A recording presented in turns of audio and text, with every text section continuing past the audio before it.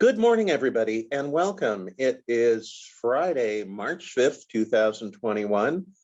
I'm Claire Hall, and this is the monthly meeting of the Oregon Housing Stability Council.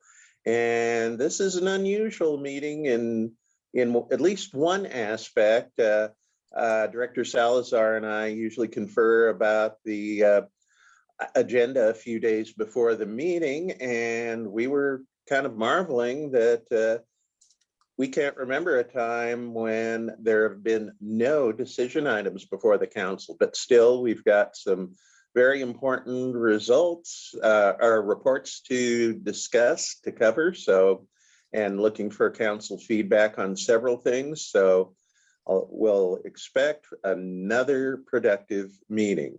First up would be the call of the roll, and Shayola, if you could do that, please. Thank you, Chair Hall. Councilmember DeVries. Here. Councilmember DeFantorum. Present. Councilmember Farrell. Present. Chair Hall. Here. Councilmember Higginbotham. Here. Councilmember Jameson. Here. Councilmember Lee. Here. Councilmember Sandoval. Here.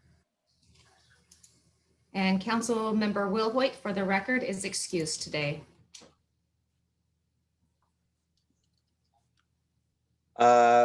Next up, normally we would have approval of the minutes, but Director Salazar, do you have an update for us? I know you were going to be consulting with the Department of Justice on minutes requirements, and just wondering if you have anything you can share about that, please. I do. Thank you so much, Chair Hall. We inquired to the Department of Justice, now that we've moved to a virtual platform for the Housing Stability Council meetings, what the requirements are, because we have begun recording these meetings and posting the full recorded meeting online, what that means for the requirements of written minutes. And we just got that feedback, I think the day before the packet was posted to go out. So it was a little bit too late for us to turn that around and incorporate that. So we'll be digesting their feedback, sharing that with all of you, and you'll see that reflected in future meeting minutes approval recommendations from us. So just stay tuned for that, and please continue to extend grace to us for the delay in getting a couple months worth of minutes before you for approval. Thank you, Director Salazar. Okay, now is the time in the agenda reserved for public comment, and I understand that we have 5 folks who have signed up for public comment prior to the meeting. So I'm going to call on them first, and then after they've concluded speaking, we'll see if there's anybody online who has not signed up who wishes to offer public testimony. So first up is Jimmy Jones.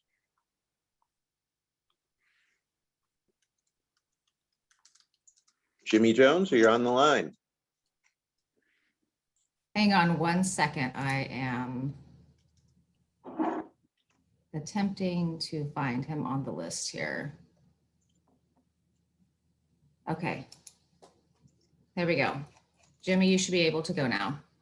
Good morning, Chair Hall and council members. For the record, my name is Jimmy Jones, and I'm the Executive Director of the Mid-Willamette Valley Community Action Agency here in Salem.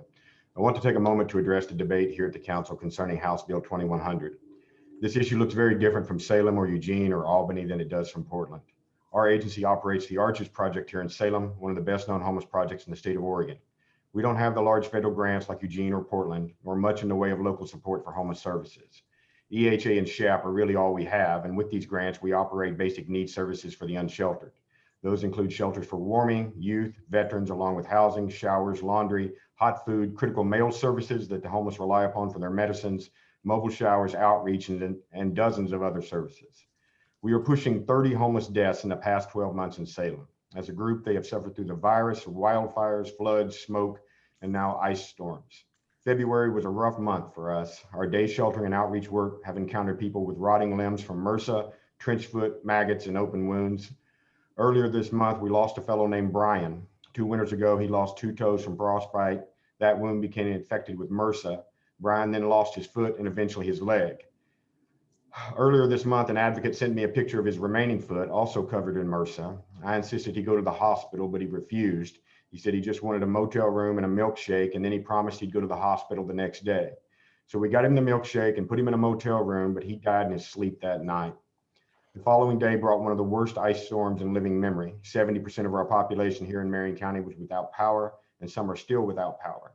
We ran shelters throughout that week, sheltering 320 people at night, sometimes with flashlights, candles, and dying cell phones. In Salem, we depend on these resources to keep people alive among the unsheltered population. We cannot suffer a 20% cut. I can't offer 20% fewer showers, 20% less food, 20% less laundry, 20% less mail, so a sick and very disabled group of people can get 20% less of their medicines. Folks may act like others will emerge to do this work instead of us, but in my years of running this work, it's pretty rare that anyone wants to run overnight shelters, day centers, or to put themselves in harm's way to do field work. And very few want to deal with the painful realities of what it's like to serve a literally homeless, unsheltered population, which includes blood, vomit, feces, body lies, open wounds, and so many other painful and desperate realities of the unsheltered population in our community.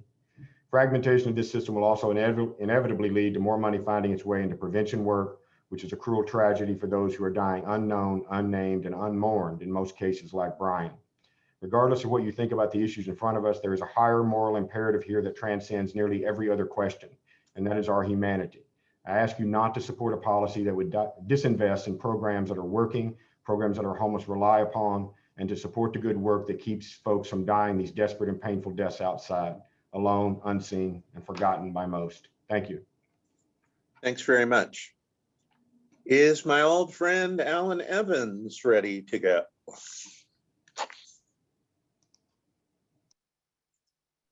Go ahead, Alan.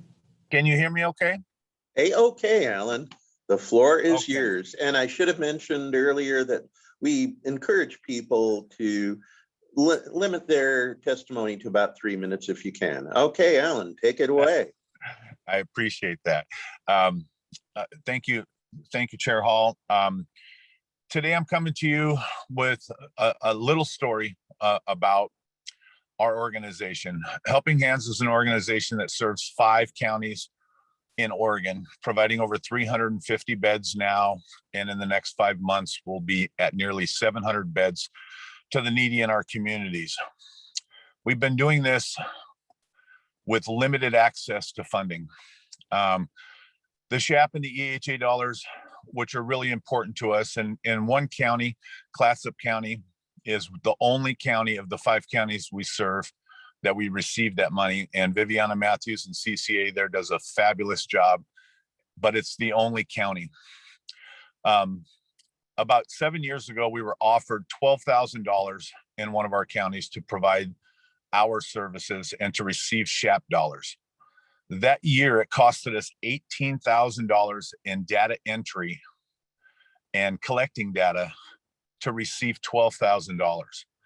We knew that the system was broken then, and not only that, in order to get reimbursed monthly, we were to put in our utility bills as the means for payment to show that the money was going to paying the utility bills. We had to take a deep look at that, and we were concerned. In some of our counties, we've never even had access to apply for SHAP or EHA. In all of the counties, we receive it in one county and one county only, and that is Clatsop County. It's a little disheartening to us as being the largest shelter providers in some of the communities to not have access. In Yamhill County, we even fought for an increase in homeless dollars one year, where I sat next to the director of YCAP and fought for an increase in dollars. And that year there was a $30 million increase in homeless dollars. And when it came time to apply, we didn't even have the opportunity to provide application for part of that.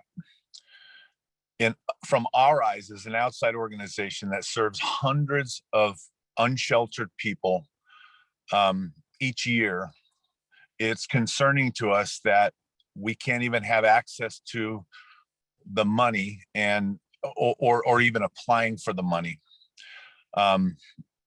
That's our testimony in this. We are in support of this because we believe that we should all have at least access to applying for the assistance that we need to provide shelter to people. I was homeless for 27 years. I started this organization with $40 in my pocket in one small facility, and we serve lots and lots of people. This money needs to be able to go to the services provided in communities. And that's why we believe that we are in support of this. And if you have any questions, I'll answer them. Thanks.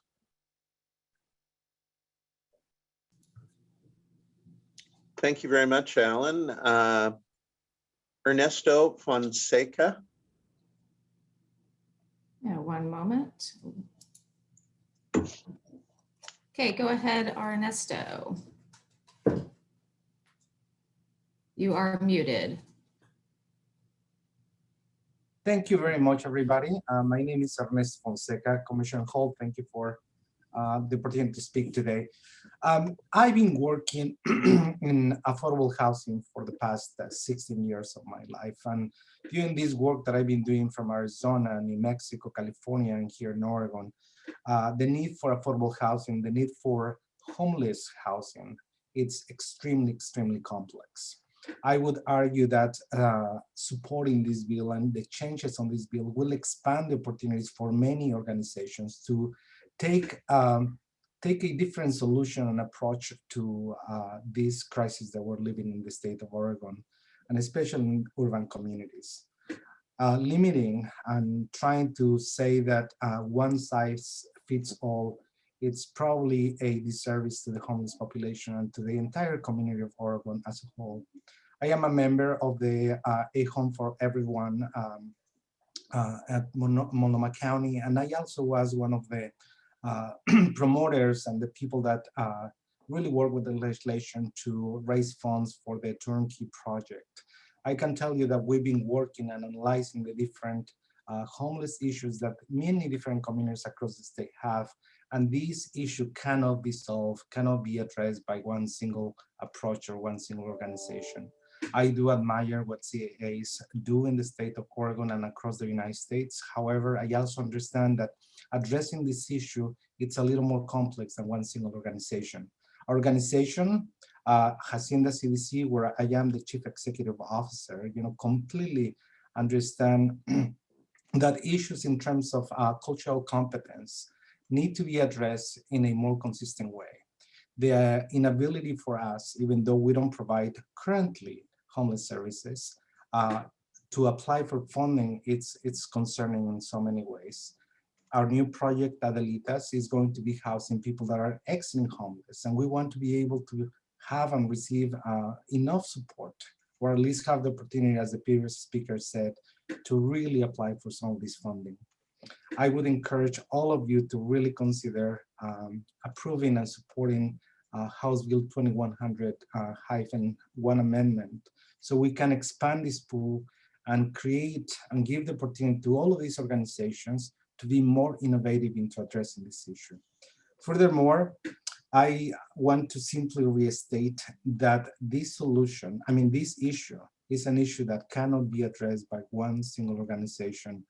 I know there are many organizations, many CAAs across the state of Oregon. However, I do think that we can collaborate with the community action agencies by informing them, by working together, by spreading a little bit more these resources within these organizations, such as mine and others across the state, so we can address this issue in a more concise and culturally competent way, as well as creating new solutions. These solutions will be implemented by us, will be designed by us, and we want to have the opportunity to really advise the state and housing and community services to come up with different solutions for us to do better. With that said, I conclude my testimony. Thank you very much, everyone. Thank you so much. Amy and I apologize for probably mangling this, Amy Sitars. Perfect. Oh, wow. Thank you. The floor is yours. All right, thank you. My name is Amy Sitars. I'm here representing Milepost 5. I'll give a little bit of background for those who aren't familiar with the affordable housing development. Milepost 5 is an artist live workspace. It's in the Montevilla neighborhood. It was founded in 2007 by Sam Adams and city funds to provide an intentional, stable work-live environment for lower income practicing artists. In the first 10 years, MP5 held First Friday gallery openings. There were plays in the courtyard, open mic nights, events and classes in the art house. There was a neighborhood coffee house and an on-site workshop, a valuable art library, and residence art covered the walls. Then the property was sold in 2019 to Community Development Partners, or CDP, and with the help of $10,000 from OHCS, it was converted to LITHC housing. CDC boasts on their website that their goal for Milepost 5 is to preserve, this is a quote, preserve this important artist housing community and to provide a long-term affordability, renovated common area spaces, and more robust programming, unquote. In 2019, CDP applied for funding and made promises to OHCS that to this day have not been fulfilled. Some of the things that they promised were internet access, but we only have access to it in one small common area of the building. We have no community events because all of our event spaces have been given to the public. There is no newsletter. There are 0 free classes and workshops on site. They promised that all residents could be participating in services, but the studio workspaces are now rented out to the public rather than residents. The common workspaces have been closed since the pandemic, since way before the pandemic. There have been no gallery openings. There's barely any art on the walls, and the art that was there when CDP bought the building was taken down without getting permission from the artists and for censorship reasons. I had art hanging in one of the hallways, and it was recently taken down by a staff member without my knowledge and thrown into the garbage. I was also commissioned to paint a mural in the lobby, and it was defaced also by a staff member. CDP hasn't hired a property manager that can form respectful relationships with tenants and foster a positive creative live work environment. CDP's website also claims proud partnership with organizations like Apano, Remedy Gallery, and DeCannon. They have all since cut ties with Milepost 5 because either they were never paid the fees they were promised because of the way management spoke to them, and they realized that resident artists were being excluded from the resources and workspaces that they were paying for, or management never followed through with assisting them in coordination of classes and meeting spaces for salons. The property is listed as having an artist preference, so CDP has to give preference to artists when applying, but they aren't, and they haven't been, because I have friends who qualify and have applied, but they were turned down while the building is filled up with non-artists. I moved to Milepost 5 because the community that I choose to live in is integrally connected to how I evolve over time. Being an artist can be an incredibly solitary vocation, and I wanted to be able to share ideas and talk about the creative process with other artists. I was really excited to have space to work in, and I was looking forward to being involved in workshops and the opportunity to teach about the role of art in activism. Amy, excuse me, this is Chair Hall, and you're a little past 4 minutes now, so if you could kind of come to your closing, please. Sure. This is the end right here. Okay. The city has always been home to struggling artists, but I think especially right now, we are going to need art to heal from this past year's devastating loss and injustice. So it makes sense for the city to take care of its creative class. I completed a survey last week that I was sent by management. I filled it out with genuine honesty, saying that Milepost 5 is nothing that it is advertised to be, and I absolutely hate living here, and I can't wait to be able to move out. I'm asking you to do a new physical inspection and compliance review of MP5 as soon as possible. And I want your help in getting the state to do a full audit of CDP. Thank you. Thank you Sorry. very much.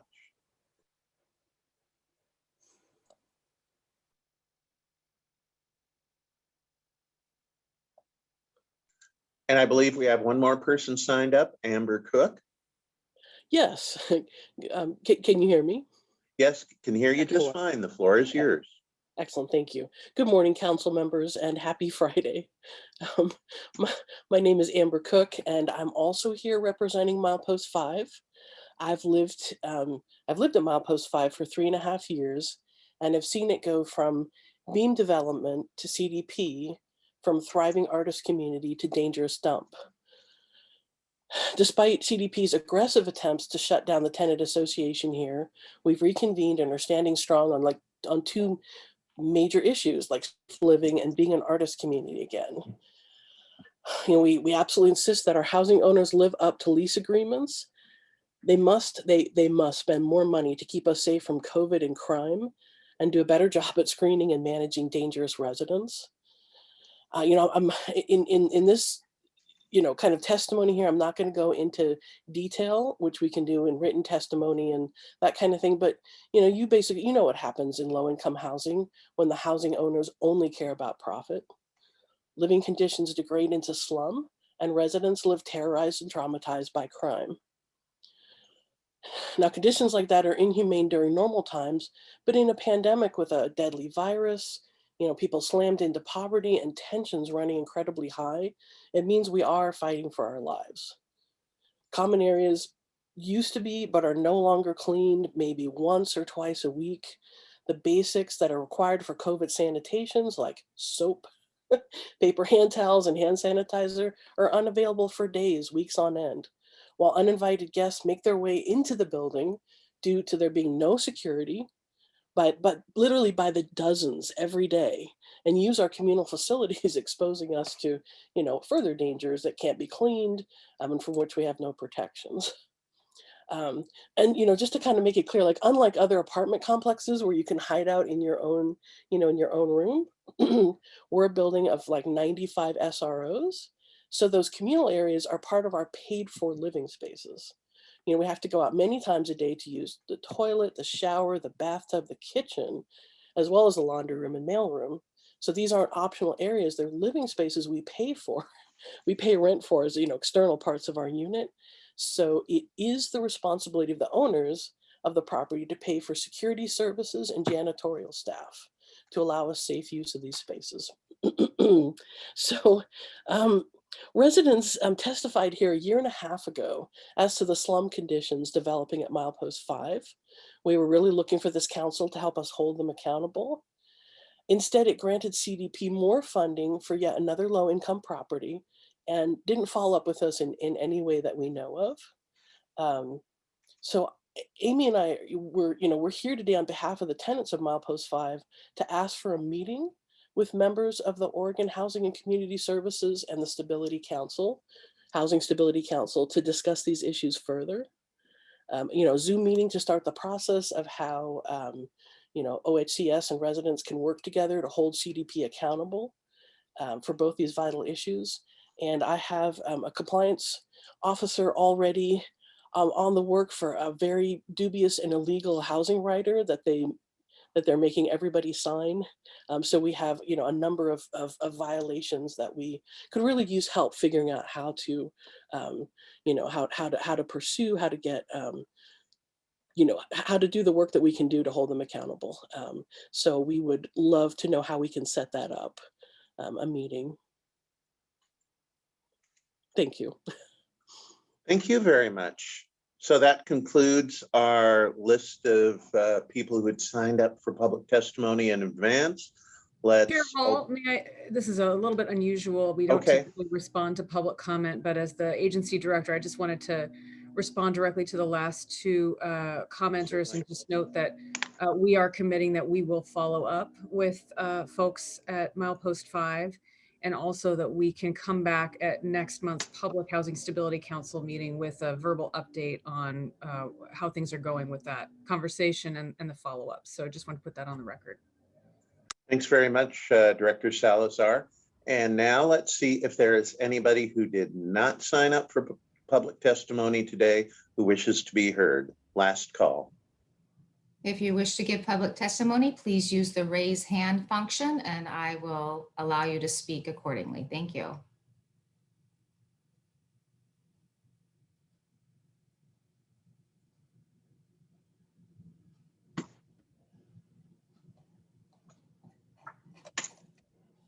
Looks like we don't have anyone else. Nope, no raised hands. Okay, well, thank you everybody for your input. And now we will move along with the agenda.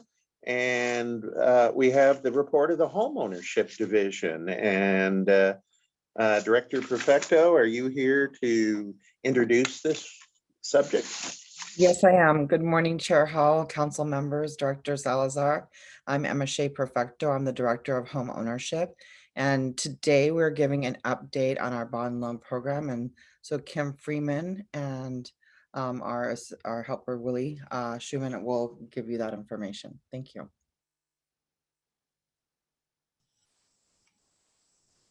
Thank you, Emma Shea.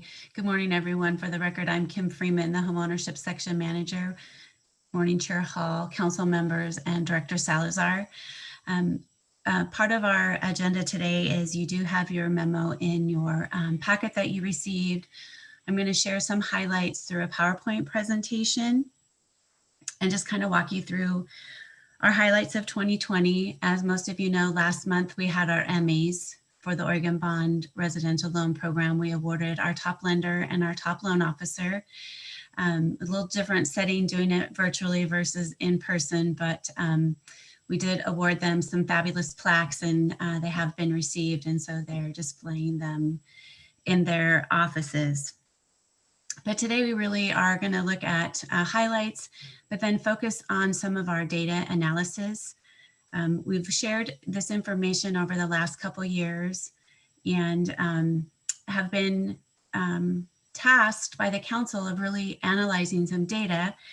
And I'm going to quote Councilor Lee as her statement from last year is just try something. So you'll hear a little bit more about what we were going to try and then hit with the pandemic. And we'll talk a little bit more about next steps and seeking feedback from the council. And I've asked Shaloa to help me with the PowerPoint. So next slide, please, Shaloa. So again, here is our highlights of our 2020 year. We originated 578 loans of over 145 million and serving 29 of our 36 counties. I have a different slide coming up that will give you a little comparison over the last several years of counties served, but to me, it's not just about originating loans, it's ensuring that we are, having a statewide coverage through our program, which does really rely on the loan officers that we have through our mortgage lending partners. Next slide, please. Here's our current mortgage interest rates. And I'd like to share that our rate advantage is the lowest in our program history. And so, we joke sometimes about lowering rates and could we get it below 2%, but we have a lot of costs associated with administering a whole loan mortgage program. And so our rates are dependent on lots of things behind the scenes, but I'm happy to say that this is the lowest rate we've had in our history. Our cash advantage program does provide the 3% closing cost assistance, and that is a grant to first-time home buyers. If anyone's been following the mortgage market this past year in 2020, the rates have been extremely low. And, a lot of people purchasing, a lot of people refinancing. And so we ended the year really well, considering where our rates fall sometimes in the market. We usually try to be below the current market, but sometimes we're right at the rate or maybe even a little bit higher. Next slide, please. So here's our production just over the last 5 years. So you can see that we've increased. We really had our highest year since probably the 2008 and 2018. 2019 was pretty solid. 2020, well, you know, we ended the year again, like I said earlier, better than we expected. But to the right where you see counties served, you know, we've increased every year. 2018, it was our banner year. And then we've held strong at the 29. One thing I would like to point out, between 2019 and 2020, our average loan amount has increased about $20,000. So in 2020, our average loan amount was $251,000. And in 2019, it was $231,000. So you can see that we are, with the cost of housing, we can understand why our loan amounts are increasing. One other thing that is not on this slide, but we've been tracking, which is our pull-through rate. And so what that means is a loan officer, once they have a signed earnest money agreement, they reserve a loan in our system. And then the pull-through rate is from reservation to when we purchase the loan. And in 2020, our pull-through rate was almost 88%. In 2019, it was about 74%.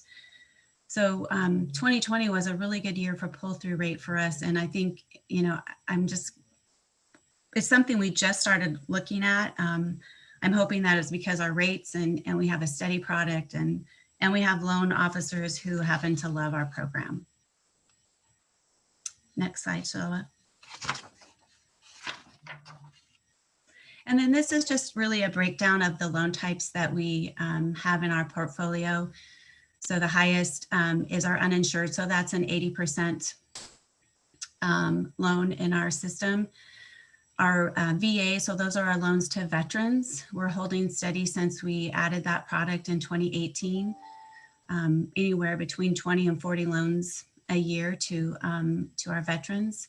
And then we also have the USDA, so that's rural properties in our state. And again, the number of loans based in all of those types is pretty steady throughout the last several years.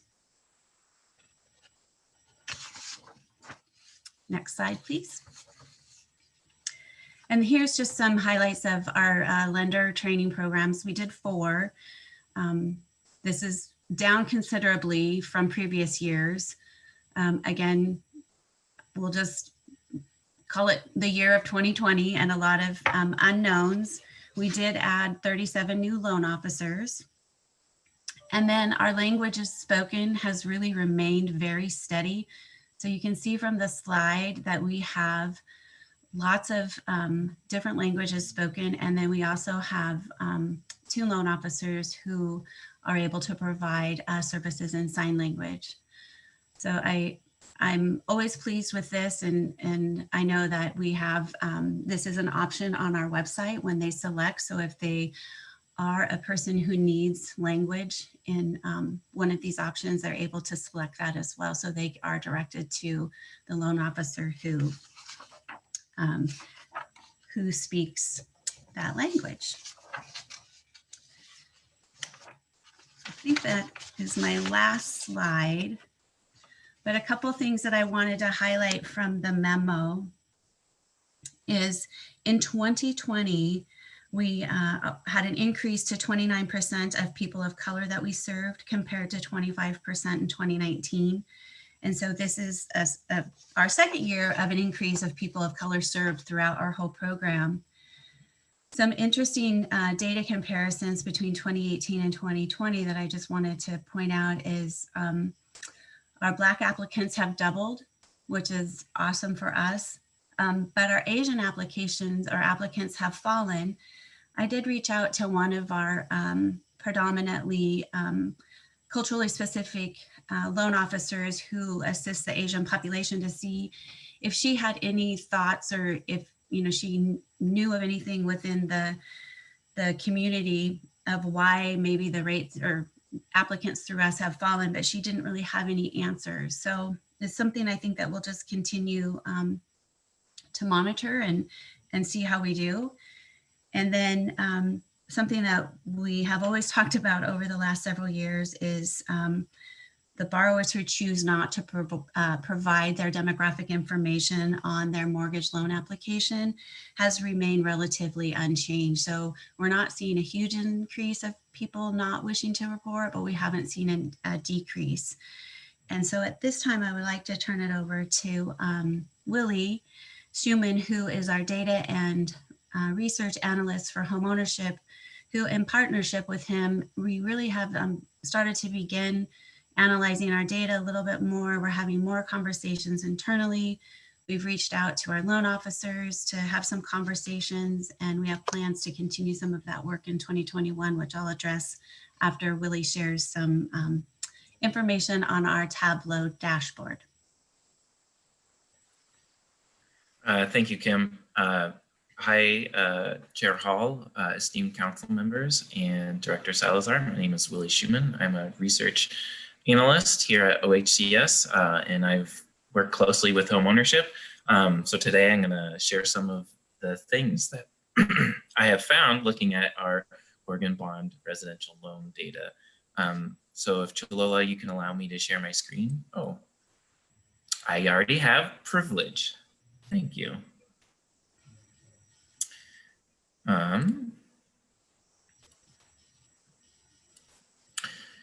Can everyone see two maps on their screen? Okay, I see shakes of head. Perfect.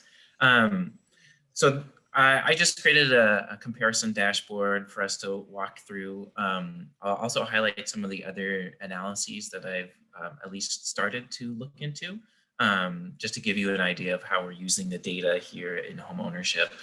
And so at the end of the year, we decided to compare our loan portfolio with that of the Home Mortgage Disclosure Act, or HMDA. One thing to keep in mind when looking at this data is the HMDA data comes from the year 2019. That's just because they have a lag in terms of their collection and cleaning process. So we're going to be comparing against 2020 years for Oregon Bond residential loan. And what you see are two different maps. This shows our service area with Oregon Bond versus the service area of HMDA, which is all loans in Oregon. So as you can tell, HMDA has a little wider reach than us. They are hitting every county. And like Kim highlighted, we served 29 counties in 2020. We're still definitely trying to achieve full coverage with our products. And these maps are meant to highlight the proportion of loans served to people of color within the state for both the HMDA portfolio and our own portfolio. So the darker the color on the map, the greater the proportion of people of color served for both maps. And one thing to keep in mind, obviously, is that the HMDA data includes all mortgage loans, and therefore it's a higher volume of loans than we do.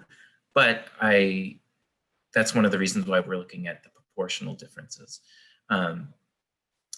And I'd just like to highlight some of our high performers in this area. No surprise that the metro area has a higher proportion of people of color served, since there's a larger population of people of color in the metro area. But there are some surprises that I think are worth noting. Areas like Umatilla County was able to serve 56% of the loans went to people of color this year. So that's 5 out of the 9 loans that they had. Baker City, or Baker County, and Harney County also stand out. I mean, the loan volume is small, but 1 out of 3 loans went to people of color in Baker County, and every single loan that was in Harney County went to a person of color, which was 1. And this was just to show that the work across the state is varied, but also just to highlight some of the good work that some of our loan officers are doing within these specific regions of the state. This is just an overall comparison of whether a borrower or co-borrower was self-identified as a person of color compared to the HMDA applicant pool. And you'll see that Kim mentioned that 29% of our loans are going to people of color. When compared to the HMDA portfolio, only about 17% of their loans are going to people of color. And I also wanted to highlight the unknowns. 16% in HMDA are unknown to our 19% of our product, which is fairly close. And I just wanted to highlight that not only do we struggle with identifying some of our loan applicants, all people or all institutions that give out loans also struggle with collecting that information at a similar rate as we do.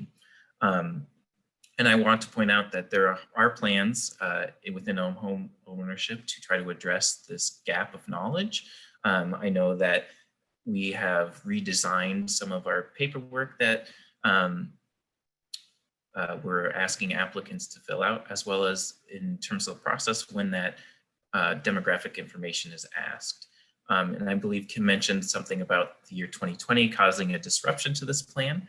So we're hoping to start this program, or at least these changes in 2021. And I'm hoping to monitor to see if we see any changes within our unknown proportions, to see if these changes that we're going to institute lead to any positive performance in regards to us identifying those unknowns.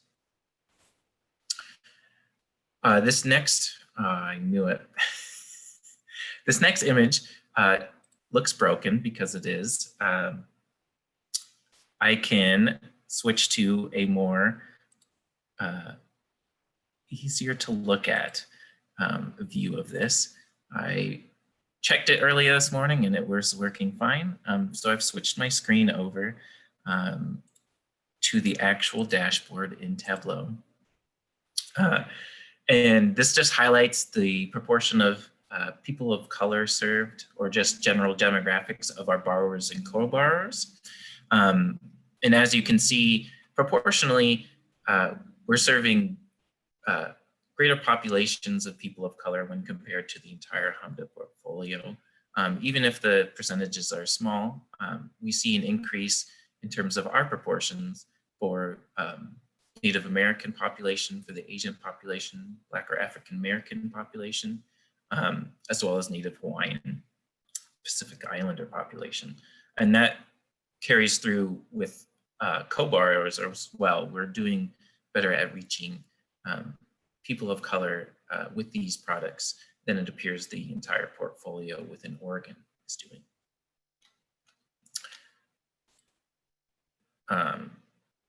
I also looked over time at our performance. Okay. My little bar keeps popping up when I want to change. All right.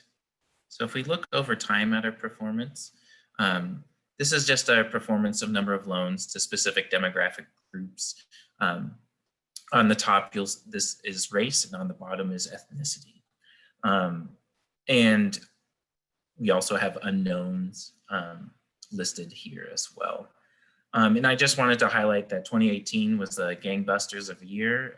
We have not yet reached that peak in terms of loan volume, the number of loans that we've been able to get out. But there are some promising signs over time. Like Kim mentioned, the amount of Black or African American applicants have doubled since 2018. In 2018, we only had about 24, and now we're at up to 50. And in both years, it has increased. So hopefully this trend continues into 2021, where we'll see a continued increase in the specific population being served by our products. And it's hard to tell with the number of lines here, but Asian applicants have fallen, and our American Indian and Native Hawaiian have remained relatively stable over the past couple of years. But overall, our performances have improved since 2017, which is as far back as my records go.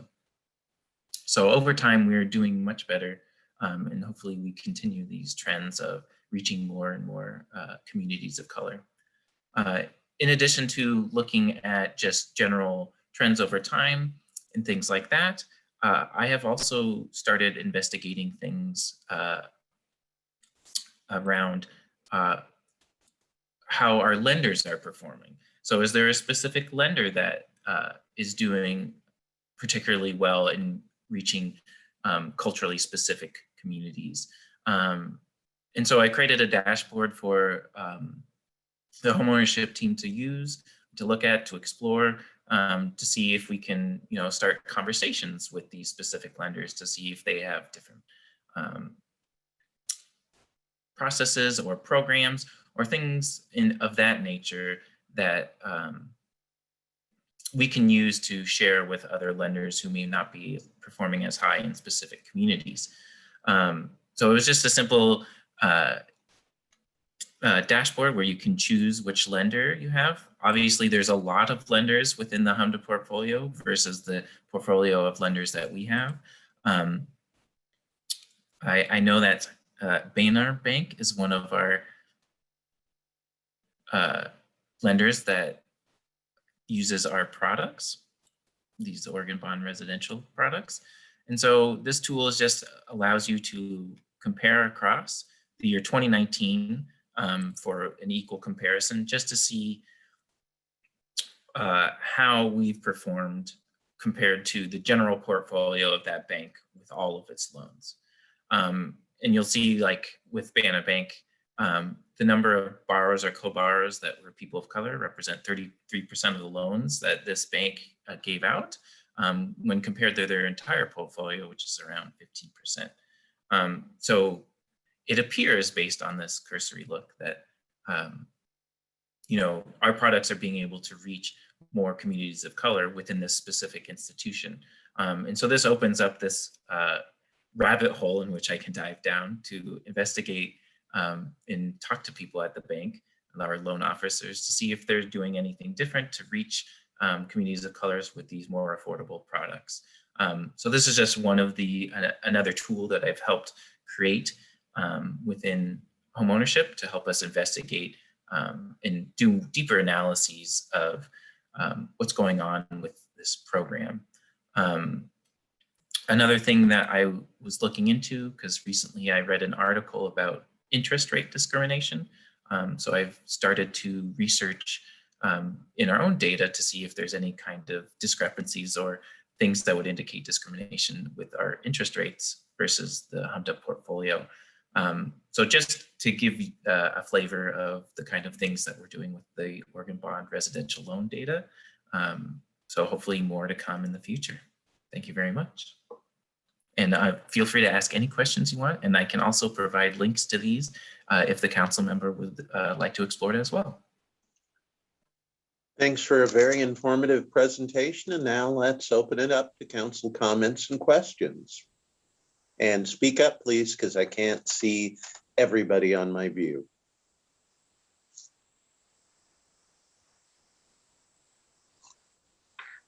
You're all being unusually quiet today.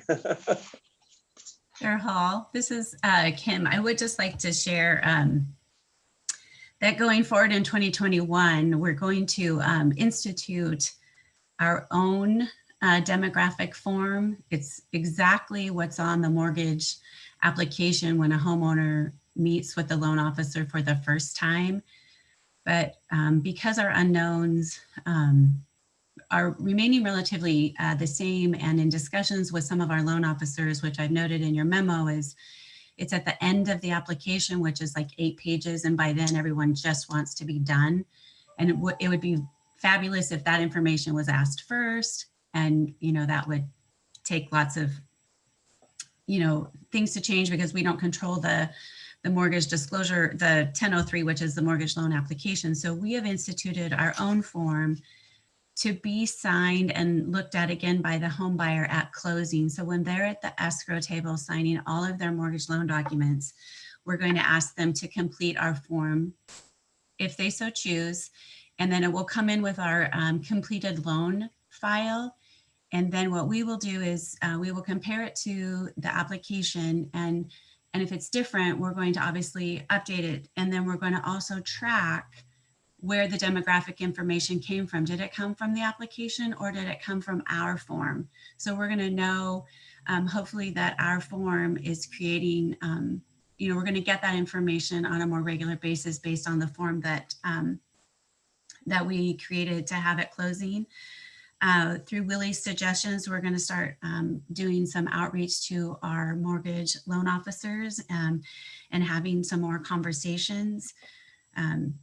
Our loan system that we have is you know, it's old and sometimes it's hard to gather data out, but I really want to start looking at our culturally specific loan officers, and is that where our communities of colors are being served by our culturally specific loan officers? And again, how are they reaching the communities that they're serving? So those are some of the things that we're going to try. So more outreach to our loan officers, our new form. Again, it's the same information that's asked on the mortgage loan application, but we're going to try it on the back end. And hopefully when everyone's excited to sign all their papers to become a new homeowner, hopefully they'll you know, feel inclined to fill out our form. And we have explained why this form is important to us, because we want to know who we're serving. We've also have information about our statewide housing plan. So, you know, hopefully the borrower at some time will look at our statewide housing plan and understand why this is very important to us. I also do want to just reiterate some of the links that Willie shared with the group today were in the memo, but if anyone has, you know, any trouble accessing those, we're happy to get those out as well. And with that, I just want to jump in real quick. Also, sorry, Kim. No, we are also meeting with the Bankers Association. They have an equity roundtable, an equity and racial justice roundtable, which is exciting. And they're also working to pull in realtors. And so we've been communicating about you know, language access and other pieces when it comes to the forms, and we're working. We've got a seat at the table to start some of these conversations in a very new way. So we're very excited about that too. Okay, one more call for council comments or questions. Oh, I see Mary Lee has her hand up. So Mary first. Thank you, Chair Hall. So hope I get a little indulgence here. I'm going to do a little gushing. There is a lot that I am taking from this presentation and work, and there's a lot that I want to lift up for all of us to take in about this work. So first of all, let me just say thank you. Director Perfecto, Kim, and Willie, under your leadership, the team has done exemplary work, and I could not be more thrilled with what I'm seeing here. And the lessons that I'm taking away are the ones that I really want to lift up here, because I think they're important for us, in addition to just understanding the immense amount of work that your team has done in this challenging year of 2020, as you said, Kim. First of all, it really was literally a year when we first started having this conversation, because it was at our industry awards, which we just did last month, that we had this discussion. And so I want to appreciate that, you know, it doesn't have to be a fast turnaround on something. And to know that over these past 12 months, the team has been working steadily and in a focused manner to continue to look at this issue is a wonderful example that we can take away from this. I want to make this connection because I think you all do it so well, from what is the data we have and all of those discussions about how is it better, how is it worse, all of that, into analysis, right? So we're not simply gathering the data, we're thinking about it and we're thinking about what it tells us.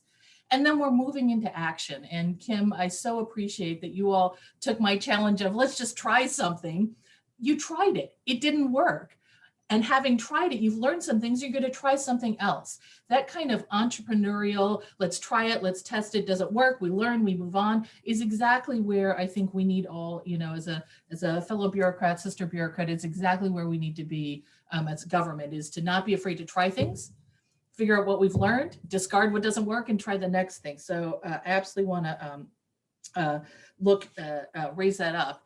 And I want to really make the connection between why it is so important that we are making progress in this area of minority home ownership, because it is absolutely linked to anti-Blackness. It's absolutely linked to white supremacy and the structures of this community, and the racial wealth gap that is real, persistent, and documented by, you know, the Federal Reserve Bank and numerous other places. So we don't need to debate, is it true? What we need to be figuring out is what might we do? And home ownership is one of the best, and I wish there were more, and we should be talking about those. Home ownership is one of the best ways where that happens. So this program is small in comparison to much of the other work that we do. Its impact, both in the moment of keeping people housed and getting them into housing that they own, and over time, over generations, where African American and other people of color households have assets that they can give to the next generation, which is how people build wealth over time, is so critically important. And we have to understand this work not only in the moment of we're running a good program, it's tight, we're doing what we need to do, and also understanding why this program, how this program links to all of our other larger aspirational pieces. And finally, in the spirit of, maybe this will be our annual challenge discussion with each other, NCRC, the Community Reinvestment Coalition, just published a report talking about 60% Black home ownership as being the tipping point for where we would start to redress past and current inequities in our systems of housing and finance and all of those things. And I shared this article with Director Salazar and Chair Hall, and I'm happy to share it with you. It gives me hope that we might be able to have that conversation of what might it look like to drive towards a 60% home ownership level in Oregon for African-American homeowners because of the work that you're doing here today. So I'm thrilled with this work. Of course, 10 billion miles to go. And I just thank you. I offer such gratitude. Again, Director Perfecto, Kim, Willie, and the team. What a good thing to hear first thing on a Monday morning. Thank you. Thanks much, Councillor Lee. And I believe right before I recognized you, I heard another council member starting to speak up. So is there anybody who would like to join this conversation right now? Chair Hall. Chair, I would like to. Oh, I'm sorry. Please, council member. Okay. Okay. Yeah, so definitely want to thank the staff. It's just this transformation that I've seen since I've been on the council. Really, trying to find data or that we can track around communities of color. And I personally want to thank Council Member Lee, because she's like at every meeting she was, advocating for this. And I think now we're really starting to see the fruits of that advocacy. So thank you, Councilmember Lee. So I do have a question. In terms of like the home ownership housing types, so we have House Bill 2001 that's trying to provide housing choice and increase the amount of housing around duplexes and triplexes and so forth. So is that something that people in this program can take advantage of?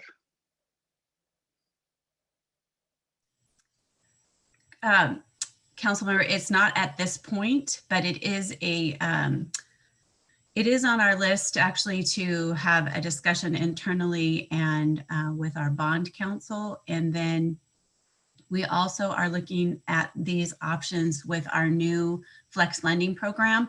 It will have more opportunities for a lot of, the duplex, triplex, other housing opportunities. So it is a discussion always within our group about what other housing types, can we finance through our agency as the housing finance.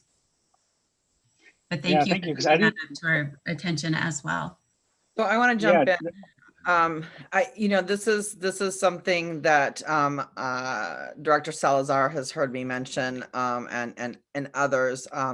And it goes back to my roots as with immigrant parents. To me, a great way to expedite that generational wealth are opportunities like this to homeownership in a duplex model. Our flex lending lead and I have talked about certain ways to do that, and what are some opportunities for us to really push that generational wealth in that field, in that area. So this is something that I seek to pursue, and looking at ADUs and other options as those become more popular. So those are definitely things that are high on our list of of opportunities in this year to come as we build out flex lending and the years after. So we are looking at that.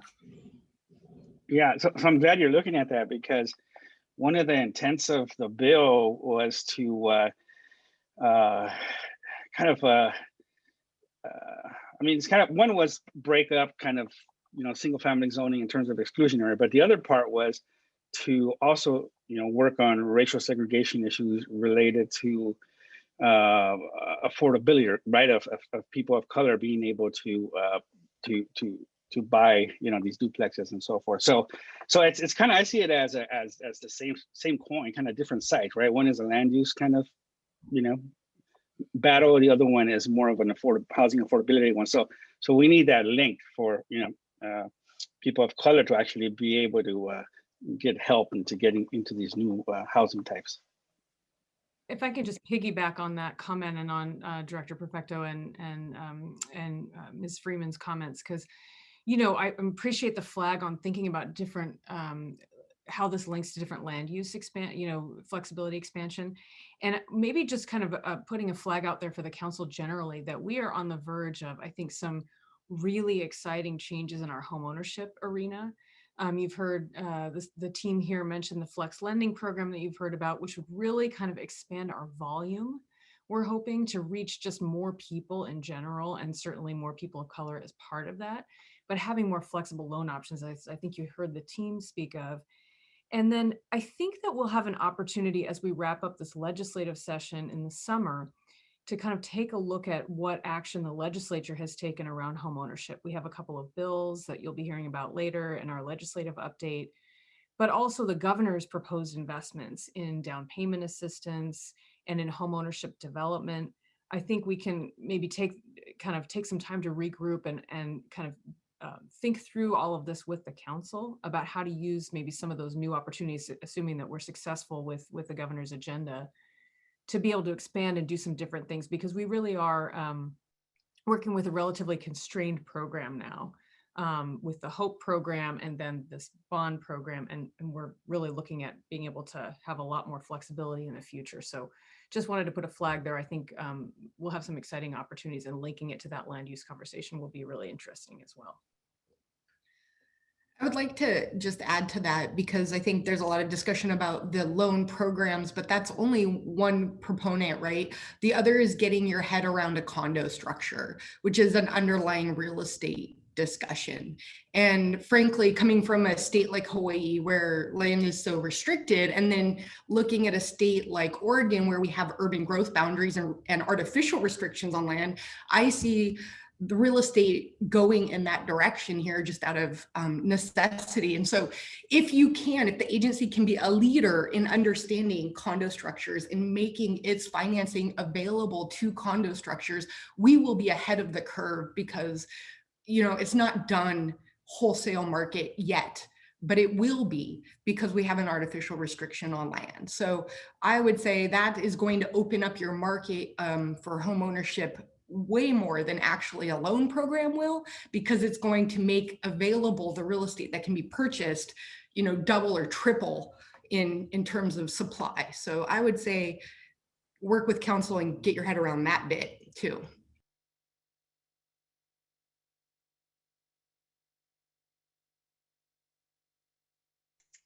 Are there any other council members who'd like to chime in?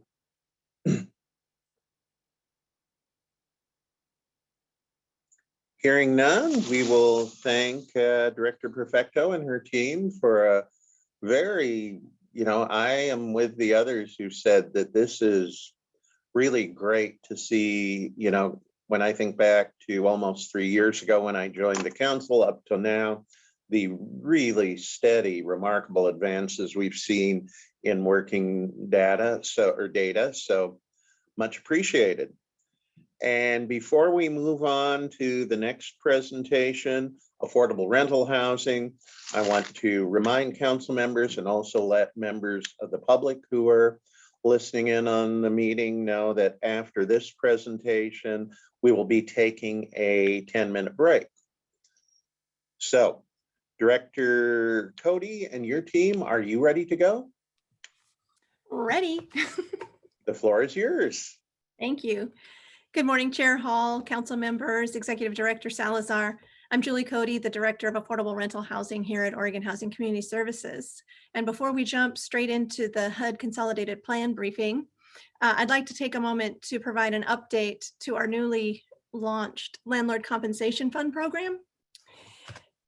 Natasha Detweiler is also on to assist in this update, but just some background information. Oregon's Landlord Compensation Program is designed to provide relief to residential landlords who have been unable to collect rent due to tenant hardships through the pandemic and even wildfires and the like. The Oregon legislature has provided $150 million in one-time funds for this voluntary program to assist landlords in keeping financially stressed tenants in their homes. Landlords whose applications are accepted will receive 80% of the unpaid rent they are owed by qualified tenants. And it goes back to April of 2020. They must forgive the remaining 20%. So this program allows the tenant to end up current in their rent and the and stabilizing the apartment operations. The first round of taking new applications for this program will close at 4 p.m. this afternoon. We will remain committed to working through technical issues, as there have been numerous technical issues as we stood up this program. But folks that have initiated an application in the system will have the opportunity to complete that before we close off and do our evaluation of the applications. We have reached out to all applicants to ensure that they are still wanting to come into this particular round, or they have the option to wait and come in to the second round. And we stand by. We'll be working over the weekend as well with a team of folks standing by to assist any applicant that is already in the system to get their application through the process. One of the largest issues has been the uploading of the rent rolls and tenant data. So this has been something that we're looking at. We've looked at workarounds. Our system developer is continuing to assist us to get the work, the application fixed so that this hopefully will not be a problem when we open up on the second round. And we are committed to funding up to $50 million in applications during this first round. Another round will open up in early April with another 50 million and anything, if it was undersubscribed, anything from this round. So we are excited to be able to assist both the landlords and the residents to stabilize housing during this time. We are, I'm going to turn it over to Natasha Detweiler, who can provide some additional statistics and from our dashboard. Hi, everybody. So as Julie said, we're working to close up our first application period for this, but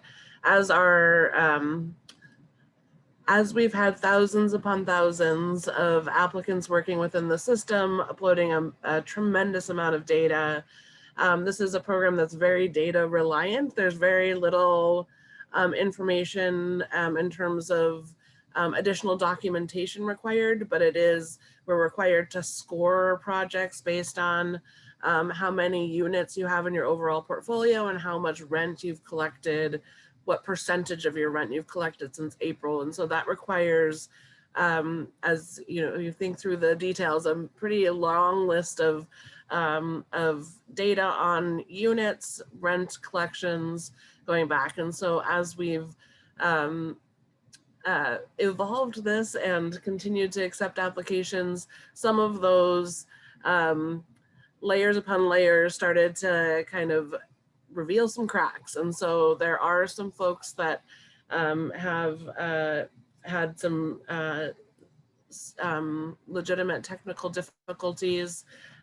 We're working through those. We do have, at this point, as of this morning, around 1,500 applications already submitted. We have the potential within there with all of the rent data that has been included already.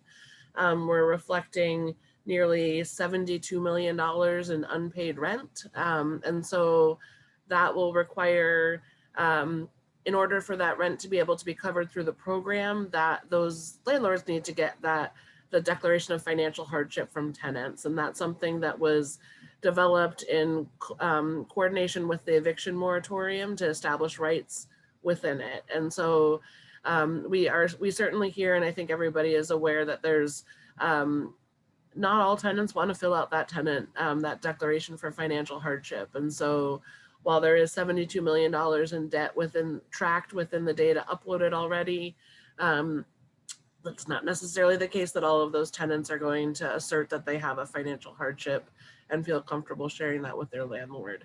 At the same time, we still have others remaining that have been trying to work and enter data into the system. And as Julie indicated, we are going to continue to work with them, and they'll have their place within round one to make sure that we're not having a technical barrier to having those applications successfully submitted for consideration. I think other kind of points of scale, I think it's we have over 2,000 property managers working within the system, 2,500 property owners, at somewhere, upwards of 6,000 properties within here. So there's just a lot of information. Again, 1,500 applications have been able to be submitted already. And so I think we're going to add to that as we continue to work through the group that's facing the technical issues with this last batch.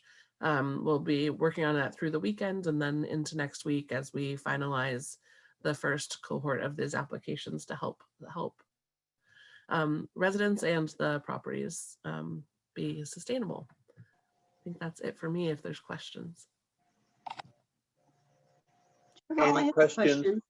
Okay, Barb, the floor is yours. I don't know who you can see here, so thanks, Natasha. I was just wondering what the geography looked like with those 1,500 applications that you received. Is there a balance in the state, an imbalance? What do you know?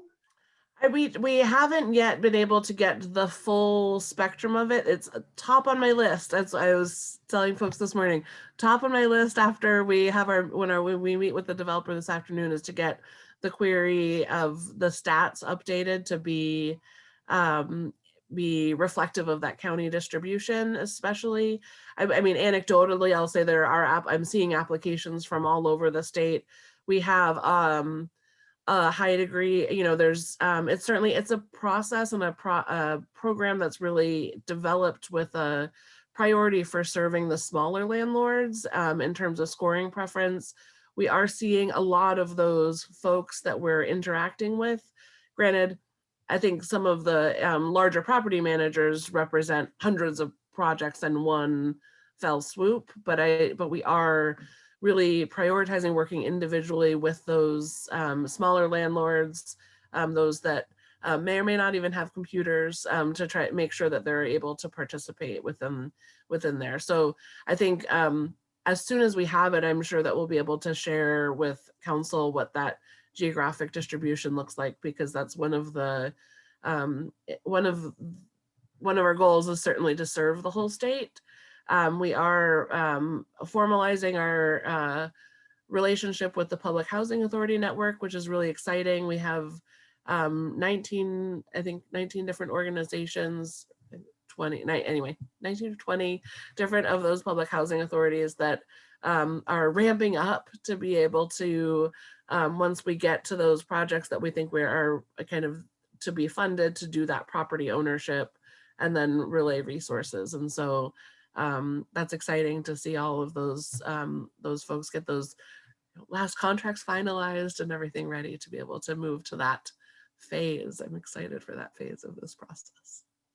Great. Can I ask one follow-up question? And that I don't know if anybody knows the answer to this, but we've had a lot of just kind of anecdotal information from our small communities about that 20% being, when you look at the smaller landlords, that 20% that they're losing really is their income. Is there, have you confirmed that? Are there concerns about really this program not supporting the landlords, or what does that look like? Thank you for the question, Councilmember Higginbotham. We have not been hearing that directly. And our hands are somewhat tied, as this is what the statute requires. So if we do get some feedback about that, we're happy to continue to raise that up the hierarchy to make sure that people understand what may or may not be happening and how much it's helping. So if you have folks that can provide feedback or that you know of, please let them know that we would welcome that feedback. Thank you. I appreciate that.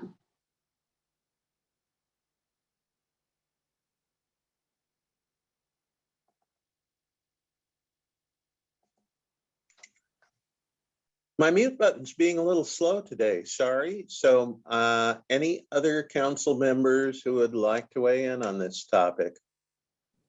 Chair Hall? Yes, Councillor Lee. Thank you. Thank you everyone for this presentation, and maybe I'm sort of on the horizon today. I'm really appreciative of the care and the intention that we're working in this phase of the project, because one thing I want to raise up for all of us is the extensions of the eviction moratoriums have been life-saving, and they have kept hundreds, if not thousands of people from exiting their homes and into homelessness.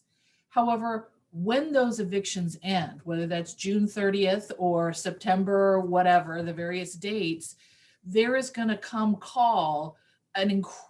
tsunami of debt and suffering that I think we are completely unprepared to even wrap our minds around what that's going to look like, because the eviction moratorium will have ended, but the debt and the back rent will not have gone away, and we do not have the funds. We do not have the billions of dollars to make people whole again, not only on the landlord side, but really particularly on the tenant side. And I think this work that we're doing right now is, again, another example of us testing what this might look like. Is our assumptions being played out? Councillor Higginbotham raised one of those assumptions. Let's test this out, and let's also be talking what's going to happen when these eviction moratoriums end, because we're not prepared and we're not funded to deal with it, and it's coming in what, 90 days or so. And so I think the suffering and the trauma that we're about to see is nothing compared to what we've seen to date, and I think we need to start getting our head around it. And again, I want to make this comment onto the racial wealth gap and to assets. As we are continuing to try to make particularly small landlords whole, we need to be thinking about how do we help renters who arguably may never own a home, may never want to own a home, but also need to be able to enjoy asset building and wealth building related to their payment of rent.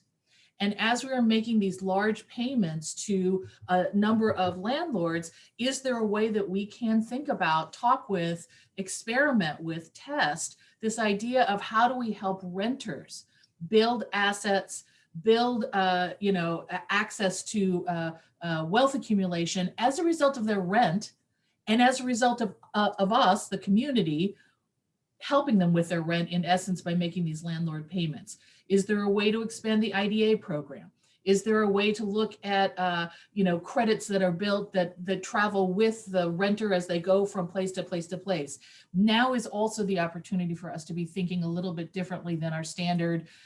There's an arrearage, we're going to pay it, we're happy, the renter's happy, the landlord's happy. Is there additional policy target that we could be pursuing and thinking about because of the scope and the scale that we are at now and hopefully will be at in the future? And finally, I just want to make a point of, this is, Director Salazar has been bragging on staff so deservedly recently. Natasha, you're casual. I'm going to be working over the weekend to get this data done. I know that you and each one of your members of the team are pulling nights and you're pulling weekends, and those are time away from your family and everything else that you've got going. And I just want to say, I don't want that to go past unremarked. your dedication to working 24/7 is appreciated, and it shouldn't be that the work requires all of that, right? So I know you're doing it because it's your commitment, it's your value, it's your dedication, Director Cody, all of the team. And I want to say thank you. And I don't want our staff to be working 24/7 in order to get things done. And I know it comes from a values base.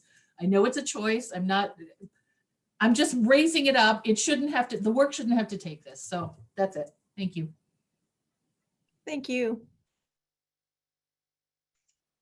Anybody else on the council who would like to be heard at this time?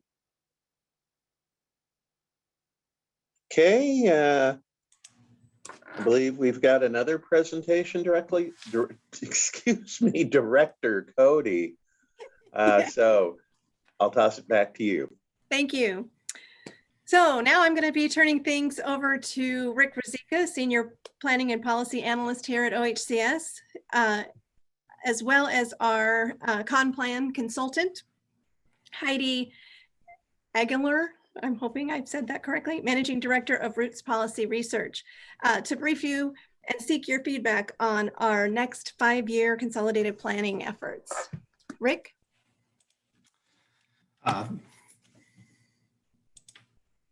Thank you, Julie. I wanted to make sure I was off mute. Thank you, Julie, Chairperson Hall, council members, Director Salazar. Thank you for your time today. As Julie mentioned, my name is Rick Ruzicka. I am the Senior Operations and Policy Analyst for the Planning and Policy section of the Affordable Rental Housing Division. You'll find my report on the consolidated plan on page 5 of your packet. I wanted to provide you all a quick overview before we get to our PowerPoint presentation, which Heidi will be managing. One of my roles at OHCS is to coordinate the consolidated planning process with the 3 different agencies and the 5 different programs that make up the consolidated plan program catalog. I'm not a program manager and I do not handle the day-to-day operations of the programs. I simply work with all 5 of the programs to coordinate the joint submission and the joint reporting requirements that come with this package of resources. The consolidated plan is a suite of documents that must be submitted to the Department of Housing and Urban Development every 5 years to receive community planning and development resources. The state of Oregon consolidated plan covers the entire state geographically with focus on non-entitlement or balance of state areas. The suite of documents includes the 5-year planning tool known as the consolidated plan itself. The consolidated plan document is really the 5-year program or resource document exploring statewide need. The year 1 annual action plan is also included in the consolidated plan document suite. And this document outlines program development of resources for the first year of that 5-year period. The outcomes of each annual plan are reported out at the end of the year through a document called the Consolidated Annual Performance and Evaluation Report, or as we like to call it, the CAPER. The goal is to align program resources with the stated needs in the consolidated plan document, and then to determine if the goals outlined in the annual action plan match the outcomes reported in the CAPER. So that's really what we're trying to achieve. Another document found within the consolidated plan suite is the analysis of impediments. This is a very important document. This document lays the groundwork for the agency to affirmatively further fair housing and is used to identify statewide barriers to fair housing utilization of program resources.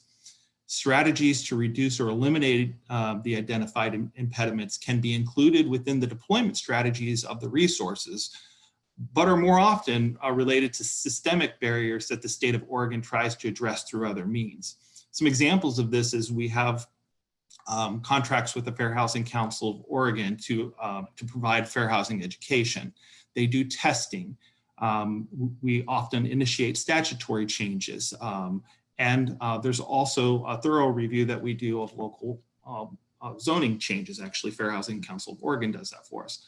So those are the types of things that we do to reduce the impediments that are raised up through this analysis of impediments document that's also done every 5 years.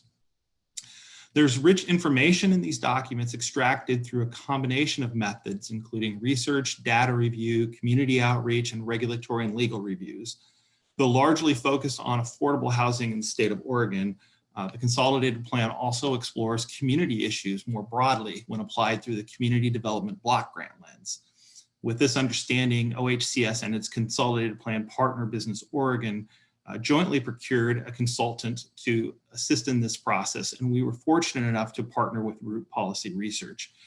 Root Policy Research has vast experience in assisting state and local governments with these documents and in this complicated process.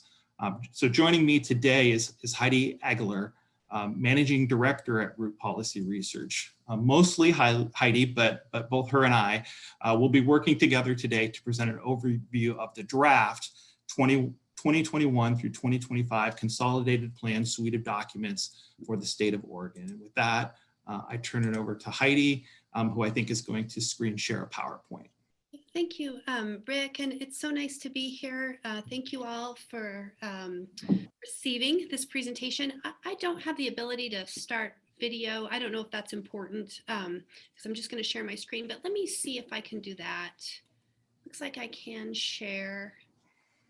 And I'll go ahead and start the presentation, and you can all just let me know if you can see that. Can you see the top slide, the cover? Great. So I'll go ahead. I know you're a little time compressed, so I'm going to just jump right in. Just a moment. I'm getting a Zoom message about the video.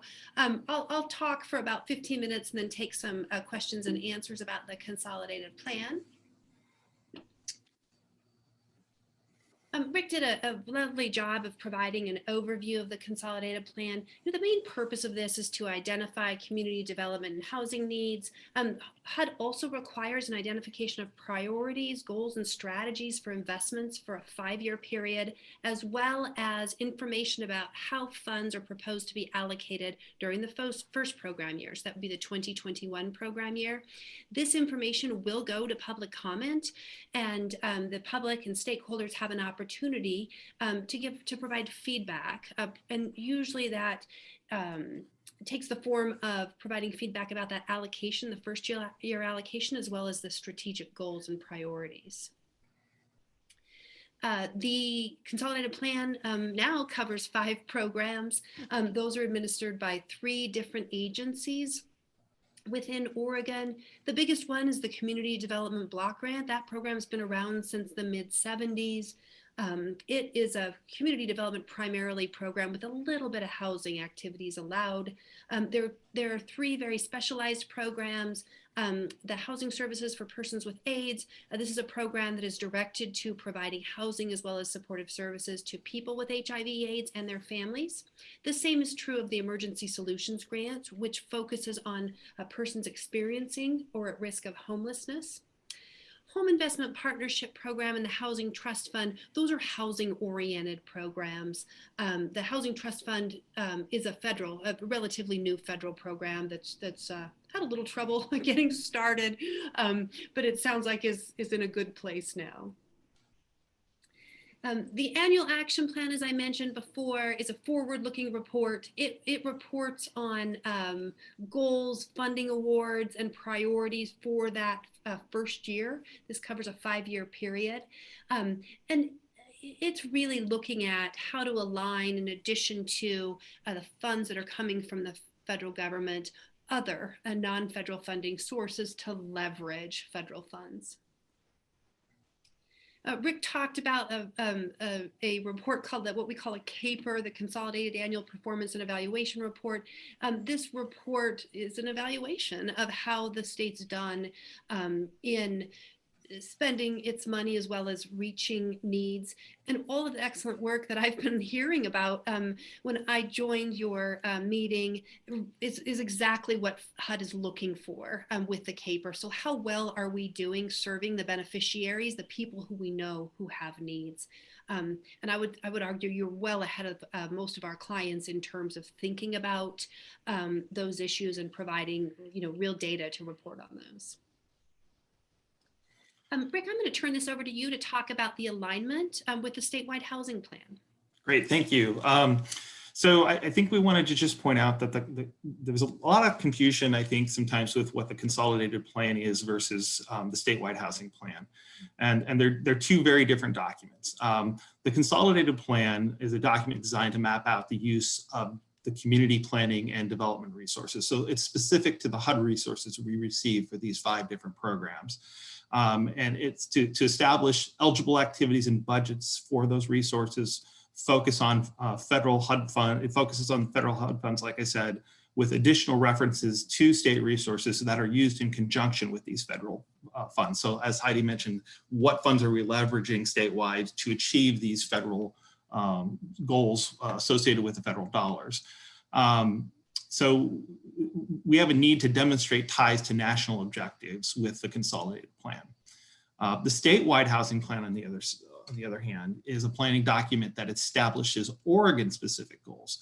These goals provide OHCS direction for use of all of our program resources. It adds specificity to the targeting of resources beyond what is covered in the consolidated plan. So if you look at the consolidated plan as kind of specific to the HUD resources and the HUD goals, and they want to know kind of what are you doing in conjunction with our resources to achieve our goals. Whereas the statewide housing plan is a much more broader document that includes really all of our resources throughout our entire agency, and how are we going to utilize those resources to achieve the goals that we've lifted up through that statewide housing plan. But there is definitely overlap. And so that's what I'm trying to lift up with this particular slide. First of all, it's very important to note that all of the community or CPD federal programs are filtered through this analysis of impediments. The analysis of impediments is a process that HUD has actually stepped back from under the Trump administration and said, previously we want to determine what are the barriers to folks that are least likely to utilize these funds, often communities of color, to access these funds. And how do we utilize that information to affirmatively further fair housing? What HUD has said recently is that we're not going to make you go through that particular process. All you really have to do is you have to certify that you're doing something to affirmatively further fair housing. We went ahead and we proceeded as we have in the past consolidated planning processes, and we did the analysis of impediments and are going to utilize that document to help us determine what are the impediments to these resources, which also helps us, I think, with all of our state resources as well. So understanding that we have that filter, and Heidi, if you would go back just a second, understanding that we have that filter, each program does touch on statewide housing plan goals in addition to equity and racial justice. And so the CDBG program touches on home ownership in rural communities. The HOPWA program really focuses on homelessness and affordable rental housing. The HOME program, homelessness, affordable rental housing in rural communities. The Housing Trust Fund, homelessness, PSH, and affordable rental housing. And that's specific really to 2021 resources where we're aligning the plan is to align the Housing Trust Fund dollars with permanent supportive housing. And the ESG program, which focuses on homelessness and rural communities. So that's the alignment of the consolidated plan programs with the statewide housing plan. And with that, I'll turn this back over to Heidi. Great, thank you, Rick. I'm going to start talking about the engagement that informed the plan, jump to the primary findings of the consolidated plan, and then I'll touch on the AI. I admit these slides are very wordy, but I wanted folks to have this information in front of them, particularly people who are joining from the public, so that you can see some of particularly with the AI, the findings right in front of you. There were 2 stakeholder surveys that were conducted, were targeted to economic and community development professionals, and then housing professionals. We also held roundtable discussions. These were conducted by Zoom, so our outreach was conducted during the pandemic. We focused those roundtable discussions on representatives of rural Oregon communities who could speak to the challenges faced by the residents that they represent. We were able to do resident focus groups as well with populations. And typically what we do in this context is target populations who are generally most vulnerable to barriers in housing choice and to discrimination. And then we also engage the Fair Housing Council of Oregon, a great partner of the state, an entity that we've worked with for many, many years and admire quite a bit, to make sure that our understanding of the barriers were consistent with what they're seeing day to day. So primary findings, there are a lot more in the report that will be available for public comment. I just wanted to highlight the top ones. Substandard housing condition continues to be a challenge, particularly in rural areas. Stakeholder roundtable participants emphasize that much of the naturally occurring affordable housing, or what we call NOAA, is in very, very poor condition. And sometimes because of the lack of subsidies, that's the only housing that people can find. Persons of Hispanic descent are more likely to live in housing that is in substandard condition. Supportive services are very much needed for those addressing mental health and substance abuse challenges, and really critical in ensuring that people remain housed. The other finding that was a bit of a surprise to us, I would say, we admire that the state has an insurance fund to help housing providers feel more comfortable taking people who they may perceive as being high risk. But providers did say that the compensation amount, which is $5,000, is really too low to make much of a difference. And then landlords needing to go through small claims court to get a judgment also discourage their participation, so that there could be some improvements in that program to incentivize more landlord participation. Among persons experiencing homelessness, the greatest unmet need is supportive services. There's certainly overlap with some of the special needs populations I talked about earlier. And then when we ask stakeholders, we ask a lot of prioritization questions. What would have the greatest impact on homelessness, addressing homelessness in Oregon? They said providing more permanently supportive housing, additional affordable housing, and you'll hear that theme quite a bit, more emergency shelter beds, emergency rental assistance, as well as more housing assistance in general, typically in the form of vouchers or tenant-based rental assistance. In the survey, these are findings that are pulled out of the survey. We ask what are the most urgent housing needs, and stakeholders get to pick from a list, and then we ask them to prioritize those. And the prioritization looked like this: housing, more rental housing for extremely low income households, roughly 0 to 30% of area median income. Secondarily, those between that 31 to 60% AMI level. Emergency shelters for people who are homeless. Transitional housing for people who are moving out of homelessness, and then more rental housing in general for low to moderate income households. So in terms of urgent needs, you really see a focus on those special needs populations, people at risk of or experiencing homelessness, and the very low income populations. We asked stakeholders, if you were in charge of dividing up all the funding, the HUD block grant funding that OHCS gets, what would you do? And they said we'd divide that into additional affordable housing stock, emergency shelter beds, mental health services, permanently supportive housing, and emergency rental assistance. You see an overlap there with the last two slides. I'm going to talk through the analysis of impediments and the top findings there. We talked a little bit about this study, the requirement for this. Many of our clients, decided to go forward with this, even though the reporting requirement was significantly reduced last year. We're always happy to work with Oregon on this study. I really see the state of Oregon as a leader in this area, and we look to what you're doing a lot in advising other clients. So it's lovely to do this work because of your commitment to addressing these barriers. In terms of high-level disparities, we look at disparities in both housing as well as access to opportunity. Your prior presenter showed some of those disparities within the Home Mortgage Disclosure Act program, which we also analyzed as part of this study.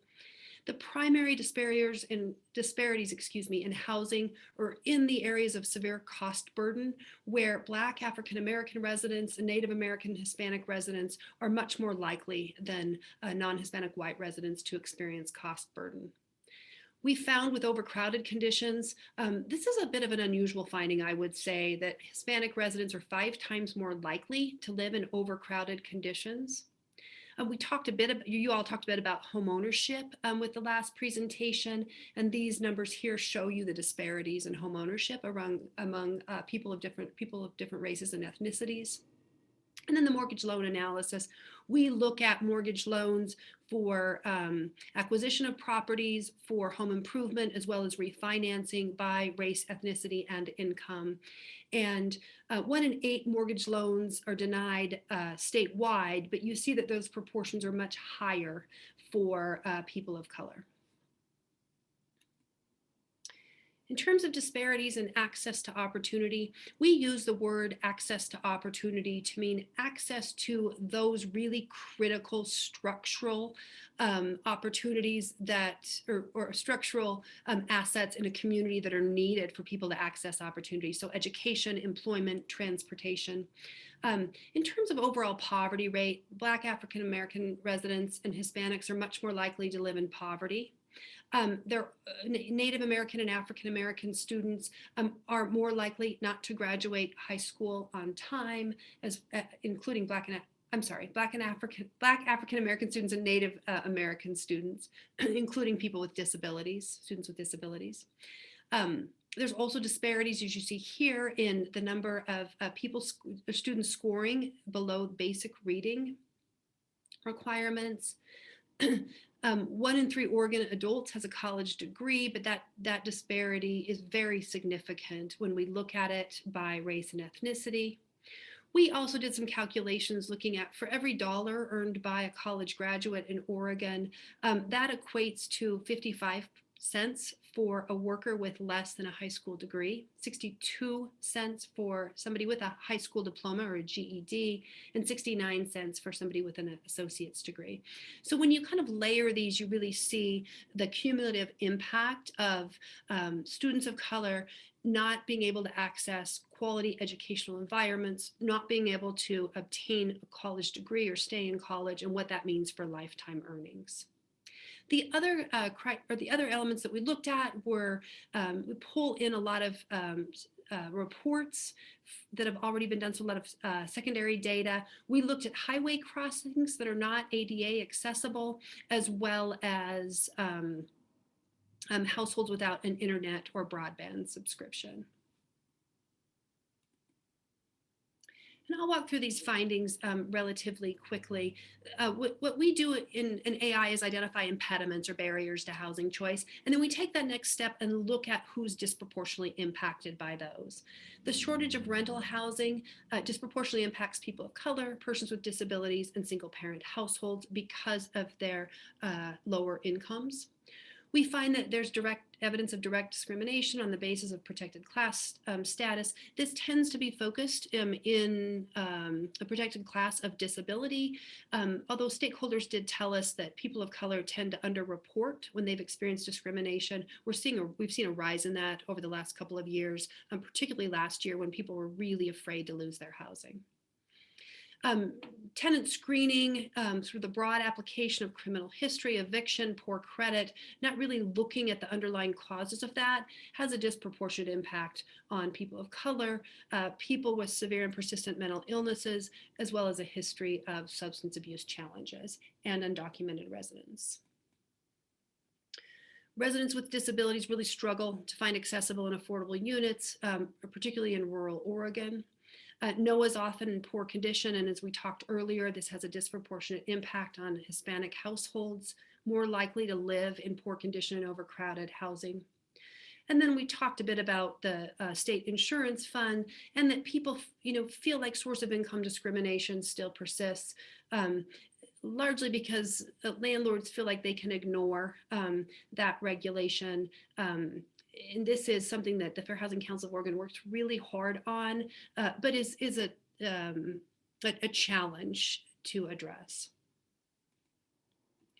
In terms of barriers to attaining home ownership, we acknowledge that historical segregation and disinvestment, coupled with past discrimination and lending and disparities, creates a wealth gap that you all talked about earlier and negatively impacts not only mortgage lending, but also economic opportunity outcomes. talked about the HMDA data and the results there. And then, we took a look both at those mortgage loans as well as refinancing and home improvement and cash out refinancing, and found disparities there as well. In terms of barriers and accessing economic opportunity, the barriers, as I showed in our summary slide, accessing high quality learning environments, as well as internet infrastructure, which last year became really important to be able to access and continue education. And then we did a beneficiaries analysis similar to what the analyst showed, the look at your loan programs relative to beneficiaries. We looked at that for all of the programs that are funded with HUD block grant funds and found some disparities in the micro enterprise program. What we do there is we look at income eligible beneficiaries relative to who's actually benefiting from the program.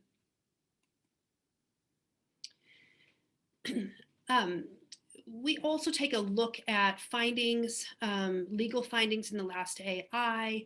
There is some persistent and continued struggles in complying with ADA and Olmstead integration mandates, making sure that people with disabilities have equal access to housing opportunities.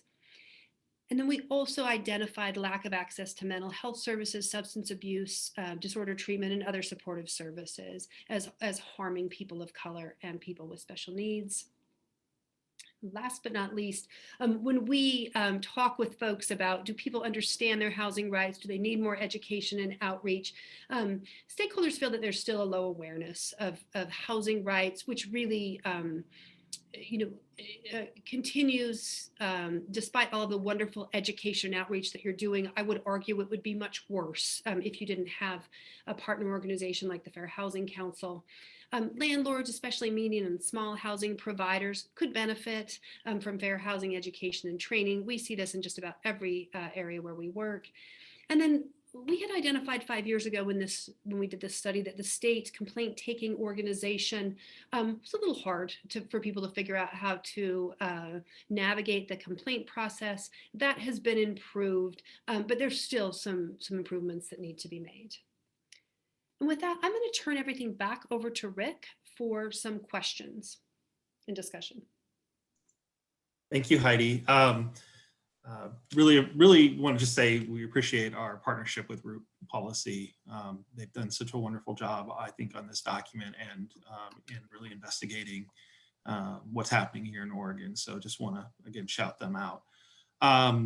So we identified 3, I think, questions that we had for the council that we'd love to get your feedback on. So I guess the first one is, as we work to finalize this consolidated plan document, which is used to guide our use of resources provided through HUD, what would you hope to better understand? We had conceptualized that's question number 2. So let me stop with that. And I guess maybe if you, Chair Hall, if you'd like me to just stop and one question at a time and throw that out, is that kind of how you want me to handle that? That's fine. And why don't you facilitate the discussion of them? Thank you. Wonderful. Thank you. I appreciate that. So yeah, what would the council better like to understand on this process?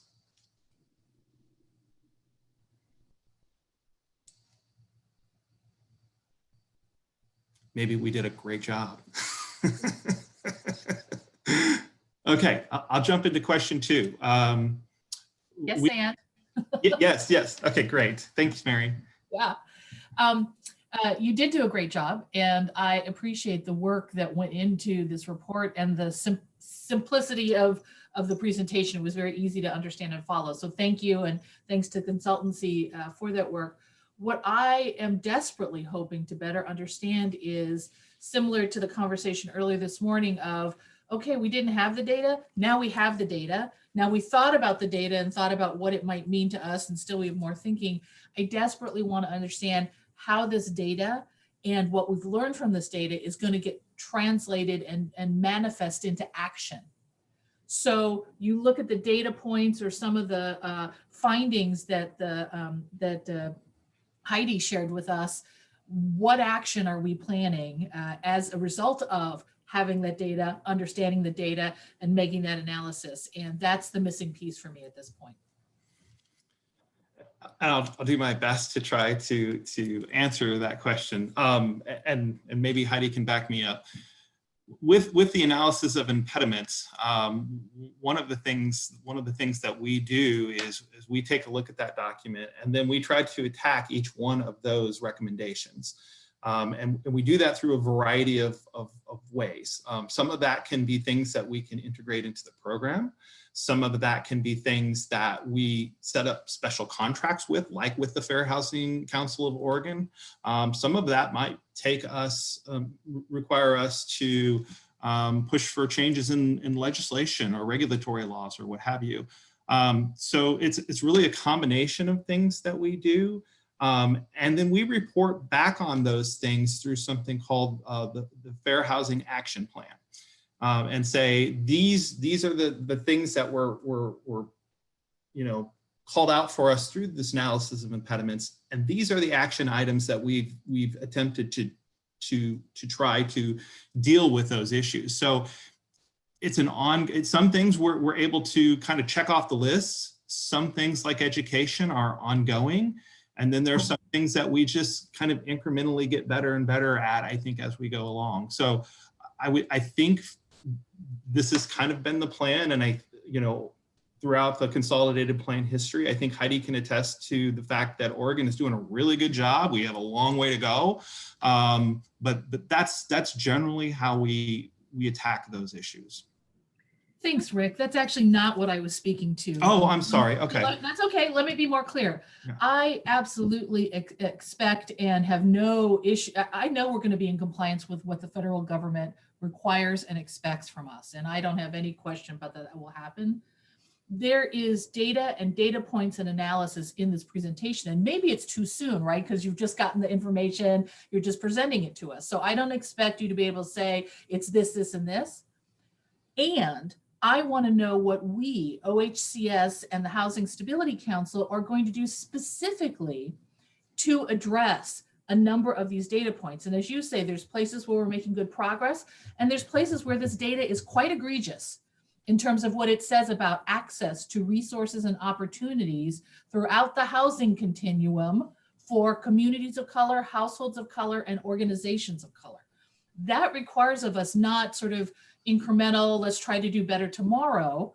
It also requires us to say, what is needed right here, right now, in order to address or respond to this piece of data that says discrimination looks like this, disparity looks like that. And that's where I want us to get to in terms of a virtuous cycle of we collect the data, as flawed as it is, we seek to make meaning and analyze it in community as much as possible. We've set out a plan of action, and then we evaluate that, right? I mean, for me, the goal is always to be in that virtuous cycle. And the piece that I think is often challenging for my organization and for OHCS is to get to the action place. We gather the data, we analyze the data, I think pretty well most times, and then we don't come forward with a specific action plan, even on one or two of the data points. Let's say we can't do it all, and then test it, do it, and come back, right? And that's what I'm pushing for here. And your response says that we still need to do some work in that area, and you haven't had enough time to be able to get there. All I'm saying is when you get there, I'm looking forward to hearing what that looks like. Thank you. Thank you, Mary. And this, Council Member DeVries, I just want to add to that because I did help review a lot of this stuff with staff and had similar comments about silos. This is a HUD silo, but it doesn't mean that we can't use this to inform the work at the agency. And just to lend some color, there were discussions about how do these data points inform perhaps what scoring looks like in NOFAs? How do we then translate the work we're doing on the funding side to eventually see some results in these areas? So even though it is a siloed HUD thing, it doesn't mean that it can't integrate with the funding priorities that we have, the statewide housing plan and such. So I think, I'm excited, Mary, that to hear that so pointedly and then to say, yes, I think that is definitely the direction staff was headed. So yay. And I think on the peer review question, I think you had some thoughts about perhaps having the Fair Housing Council look at the report. And I think, the more eyes on it, the better, frankly, if time allows. I know you have some time dead constraints with HUD. Yeah, we do.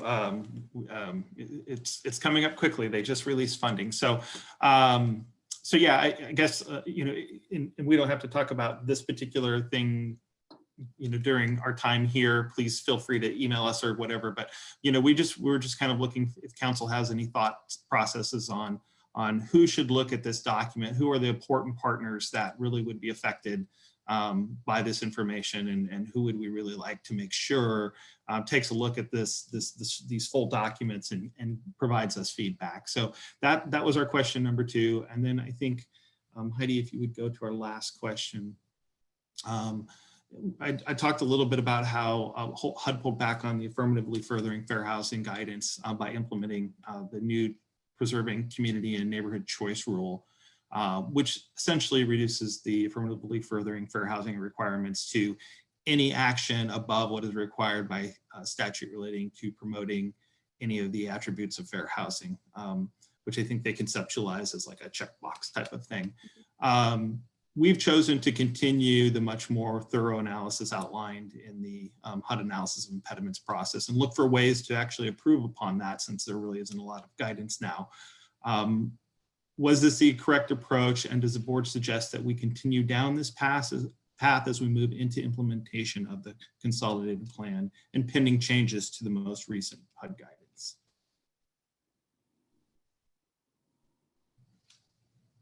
Any thoughts on that? Hopefully that question made sense.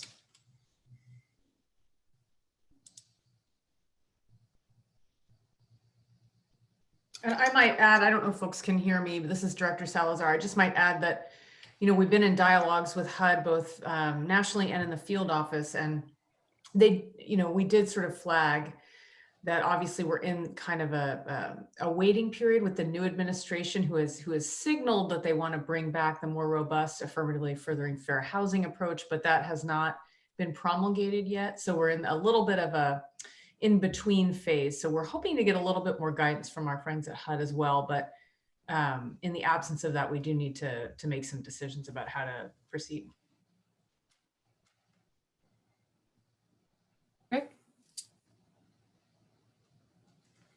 Mary, do you have a comment? Yeah, I do. I think we drive a truck through this moment. It has never been my goal, regardless of administration, to simply be as good as the federal government. I think we hold ourselves to a higher standard here, and I want us to continue to do that. I think the ways in which over time the Fair Housing Act has been used against the very purposes for which it was intended, which was to lift up those who are at a disadvantage and used to defend existing discrepancies and disparities in the implementation and the outcome and the results of these policies has been reprehensible and painful for all of us, many of us. So in this moment where there is less specificity and basically saying, look, as long as you meet the minimum, knock yourself out, let us drive a truck through this right now organizationally. So I think push as hard as we can, push as far as we can to do what we know is the right thing to do based on our own data, and not be waiting for people to try to figure out what they could agree with, or what oftentimes, and Director Salazar, you probably know this better than anyone on this call, the political sausage that gets made, and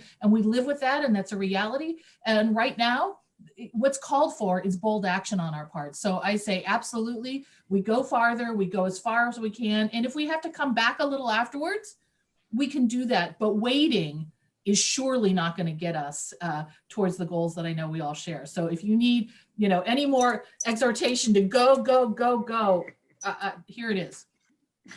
Thank you, Mary. Okay. All right, with that, that ends our presentation. So thank you very much.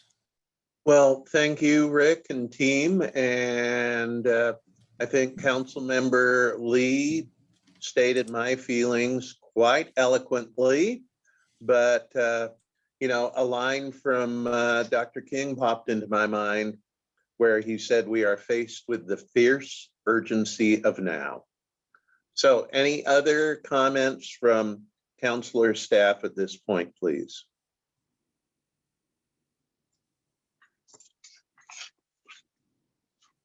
Speak right up, please. Okay, hearing none. Director Cody, any final thoughts? Well, I really want to thank you for taking the time to go through the material, and a special thanks to Councilmember DeVries for wading through a lot of documents to provide some additional feedback. We will go bold and ensure that we have a plan for how we continue to align the consolidated plan with our statewide housing plan, our equity and racial justice goals, as well as being able to have more in-depth conversations. I think the thing that we really do appreciate about the consolidated plan is this opportunity to look at the annual action plans, then seeing it forces us to, you know, really do that circle of what did we say we're going to do, what have we done, and everything that you have all said today, you know, looking at that more broadly and not just within the federal funding sources. We pair these sources with many other things. So being able to have that dialogue more broadly, I think will be really great. But we'll come back to you when we have more, when we've digested this and have more of a plan for our first year action plan. So thank you. Thank you, Director Cody and guests. And now at this point, it's 11:03 and our scheduled 10-minute break. So I will recess the council at this point, and please encourage everybody to be back promptly, no later. Well, it just switched to 11:04. So 11:14. See you all then, please. Thank you. We are recording. Good morning again, everybody, and welcome back to the March 5th, 2021 Housing Stability Council meeting. And next up is the Housing Stabilization Division. Director Andrea Bell, are you ready, please? I am, Chair Hall. Good morning. Good morning, Chair Good Hall. morning. Director Floor is Sal. yours. Oh, sorry. I think we're right at the same time, Chair Hall. My apologies. No problem. I just said the floor is yours. Well, thank you. Good morning. Good to see everybody. Hope everyone is well.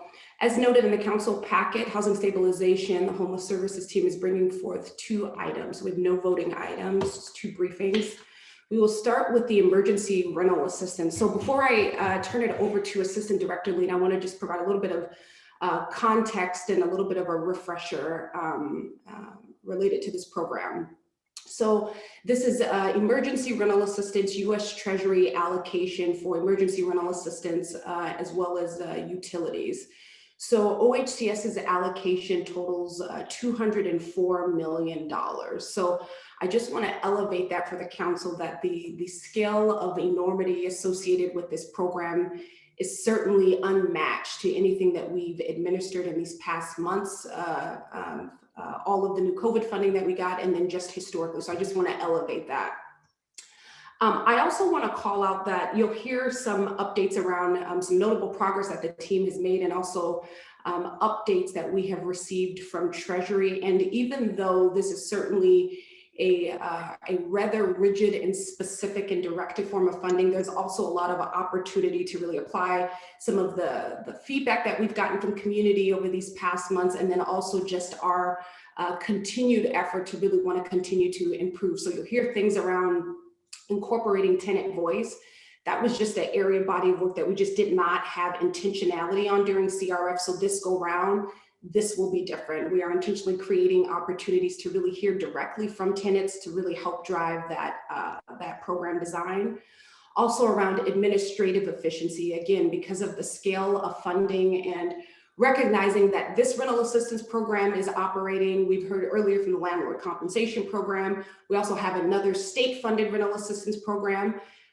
So this is a good that we are in a resource positive place. And I want to note that for households, this is a lot of information to gather and to navigate. So at the state, we just want to make sure that we are precise and crystal clear on continuity, administrative ease, and just consistency thereof. I also want to note that this is a good opportunity for us to do something that we've talked a lot at the council about, which is around layering of funds.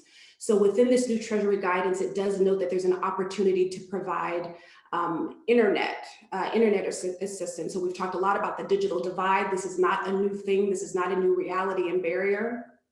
But now as we administer the program, we are going to set forth some very clear expectations on ourselves and our grantees and sub-grantees around strategies around equity and racial justice, around administrative ease, around communication. And so I just want to elevate that. You're going to hear some different elements which are appropriately different. You're also going to hear some things that are very similar, but I want to just call that out because we've talked a lot around layering funds. And even though there is some federal rigidity with this program, there's also a lot of opportunity for us to do better by the people that we serve. So I just want to call out some of those things. There's still a lot of big decisions that need to be made, but also a lot of opportunity. So with that, I will turn it over to Assistant Director Ling to start us off.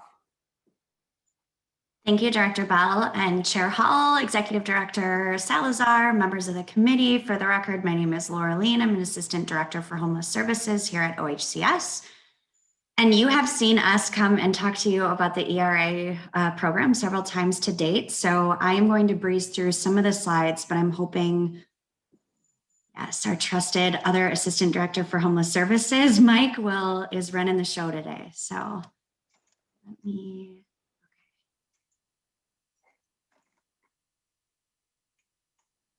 All right, can everyone see this okay? All right. Mike, if you can go ahead. Yes, perfect. Is it extra large for anyone else? Yeah, okay. Mike, can we adjust the zoom at all on there?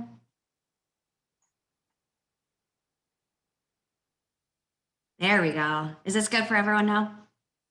Okay, perfect. Thank you. Okay, so you have also seen this table, and you've heard us frankly talk at length about emergency rental assistance across the last several meetings.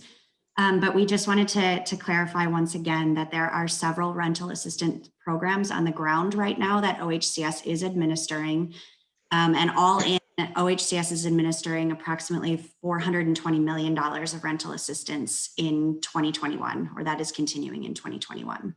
At the bottom in bold, you can see the ERA allocation, which is approximately $204 million, and some of the timelines associated with that we will get into in just another slide or two. So Mike, next slide, please.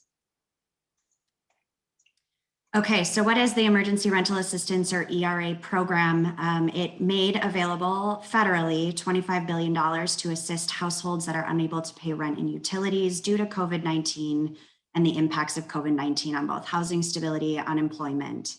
Grantees use the funds to provide assistance to eligible households, either through existing programs, which is the recommendation from the US Treasury, or newly created programs in areas that there were not already existing rental programs. Next slide, please. So across the state, Oregon received approximately $280 million from the federal government for the ERA program.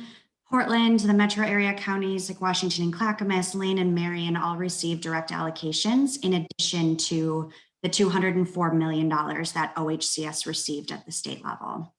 What we are doing with these dollars is creating statewide regional allocations across the CAA regions, or the Community Action Agency regions. It is of note that the administration of these funds is limited according to US Treasury requirements. OHCS is taking 1.5% of those administrative dollars, where we will be passing through 8.5% to grantees. And we will explain a little bit more about what that looks like and what our admin on the OHCS side will be helping pay for in just another few slides. So next slide, please. Okay, I'm not going to spend too much time on this slide. I think you all are very aware of what the ERA program basics are.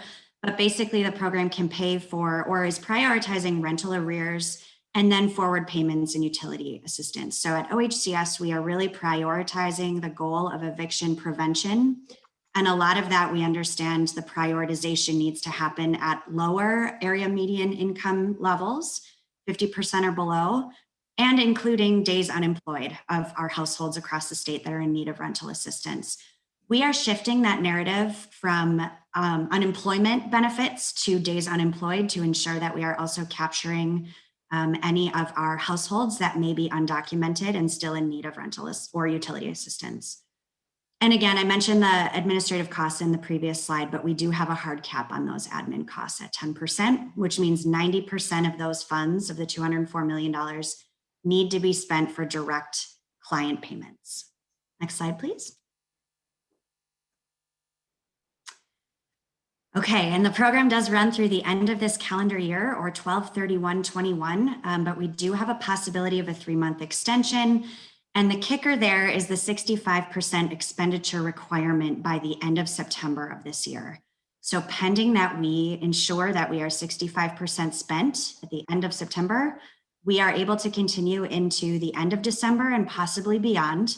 In addition to that, any states that may have funds reallocated are also eligible to come to Oregon pending that we are 65% spent at that 9/30/21 deadline. Okay, so our vision and values, these have been well stated and well said by both Executive Director Salazar and Director Bell over the course of the last several weeks, but it always behooves us to bring them back in front of the council and to ensure that we're maintaining these at the center of all of the work that we do for this particular program. We're really looking for kind of 6 main components. We're looking at clarity and consistency of program administration. This includes clear and consistent information for households and the general public related to this program and its rollout. Also, equity and racial justice, including centering BIPOC tenant voices, which Director Bell mentioned before we jumped into the slides. Also serving undocumented households and ensuring that we have affirmative and inclusive outreach to our communities of color and to our rural communities and other areas that are suffering disproportionately from COVID-19 impact. We're also looking at streamlining the ease of access. So we want to ensure that households have streamlined and accessible application ability. So we're looking at reducing barriers, ensuring that there is that direct connection to those resources and application support and resourcing that might be necessary across the state. We're also stabilizing households with a holistic approach. And so as Director Bell mentioned, that includes a few more opportunities for us to create new allowables in this program, such as internet provision or paying rental and utility arrears. We're really looking at how do we make households whole to ensure that eviction prevention is our #1 goal of this program. We're also looking as an agency to add value where we can, which includes provision of software and a new portal platform, training of our grantees and their subrecipients, ensuring that we're meeting federal compliance, that we have good communication plans moving forward, and that we're convening and engaging our key partners in the planning and implementation process. We're also looking at geographic equity to ensure that we have statewide coverage. We are #1 looking at ensuring these funds stay in Oregon. And so our commitment is also to ensure all of these vision and value statements are withheld and upheld, but also that we are expending on time and within those timeframes so that we keep these dollars in Oregon for our households in need. So really, and generally, and you've heard us say this before, we're really looking at trying to strike a balance between expediency and intentionality with these dollars. We have a very, very tight time frame, so the funds need to go out efficiently, but they also need to go out effectively to ensure that we meet these 6 vision statements here. Okay, and with that, I'm going to pass it over to Assistant Director Savara to walk us through the emergency rental assistance framework and structure. Figure out how to unmute. Good morning, Chair Hall, Executive Director Salazar, members of the council. It's great to be with you all. For the record, my name is Mike Savara. I am the Assistant Director of Homeless Services as well. And for now, I just want to kind of contextualize where we're at with the sort of scope of rental assistance. You saw earlier that we've been doing massive amounts of rental assistance now for nearly a year. And really trying to stem the bleeding in a lot of ways for communities across Oregon. So one of the big programs that we operated last year was the coronavirus relief funded rental assistance programs. So those had a few different names: the coronavirus rent relief program, the coronavirus rent relief program, CARES funded program. So we had almost $60 million of rental assistance that was put out in 2020 to ensure that folks were able to maintain their housing stability, maintain let's face it, their sanity in light of all of the trauma and stress that not being able to pay your rent and not being able to meet your daily needs and your basic needs it has serious health ramifications. Just the ongoing chronic nature of not being able to have your needs met really does impact folks. I don't think that's news either. So one of the things we wanted to mention about some of our lessons learned, and as we've talked about before, we really do need to, the program is still operating, these rent relief programs are still operating. So this is not taking the place of a complete deep dive into sort of all of the lessons learned, but a few of the highlights that we have heard from our grantees and some of the things that we've seen from national best practices are just the importance of ease of administration. So if you add more complexity and requirements for documentation into these processes, we've heard from communities loud and clear that accessing rental assistance needs to be quick and easy. It needs to be accessible in a variety of means, and it needs to be contextualized for local needs. So one of the great things that we saw last time was that there were a variety of different programs across the state, and we learned a lot about what was working and what wasn't working. And so we were able to take some of those decentralized designs and sort of think through, how do we want things to look a little bit different this time around with the huge scale that we're talking about with the emergency rental assistance program. And so really trying to build in those learnings and make sure that we're being responsive to folks that are operating programs at the local level and the things that they're going to need in order to design the best program for those areas, especially the diverse needs between rural Oregon and urban Oregon. It's really important that we allow that flexibility to design those programs and operate effectively.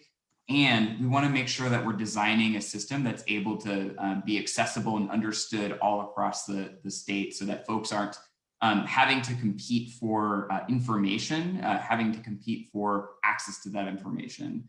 So one of the things that we're doing this time around, and frankly, something that we weren't able to do in the last year, was really trying to reach out and build that tenant voice. We got some great advice from you all in reaching out to some of our current grantees, the Fair Housing Council of Oregon and Community Alliance of Tenants, among others, as well as public housing authorities, the public housing authorities and the rental advisory boards across the state. We are still working on distributing a survey or a mechanism to ensure that we're able to bring in that tenant voice and better understand exactly what tenants and folks that have been trying to access these services have gone through and what their recommendations are for our system design in the future. We're also working on some strategies to make sure that we're not asking for community advice and input and lived experience wisdom without trying to find ways of reimbursing them for those critical designs. So that is a work in progress. You'd be surprised at how complex it can get at times, but we're really wanting to make sure that we're moving forward on that mission of building in tenant voice, but also ensuring some reimbursement and sort of making folks whole for their wisdom. So I'm going to move on to talk a little bit more about how we're taking the coronavirus relief funded program and building in our preview of the ERA framework and structure. So we're trying to sort of build a system, a framework for ERA that's using our learnings from before and really trying to get an accurate depiction of sort of where we're at in our planning as of today. And I'll say that this planning changes frequently. We meet every single day, for a quick huddle, and then really spend a variety of folks from across the agency are spending a huge chunk of time trying to think through the best ways of designing the system. So this is our thinking right now. This is where we're at and some of the key decisions we've made. And it's definitely not going to be deep enough for going into the program design all the way. But we wanted to highlight one of the key decisions we made early on is that we're going to be using a system called Alita. Alita is a rental assistance portal. It'll be a portal that you can access online. And essentially, we're going to be using Alita as the front door for how to access applications or how to submit an application.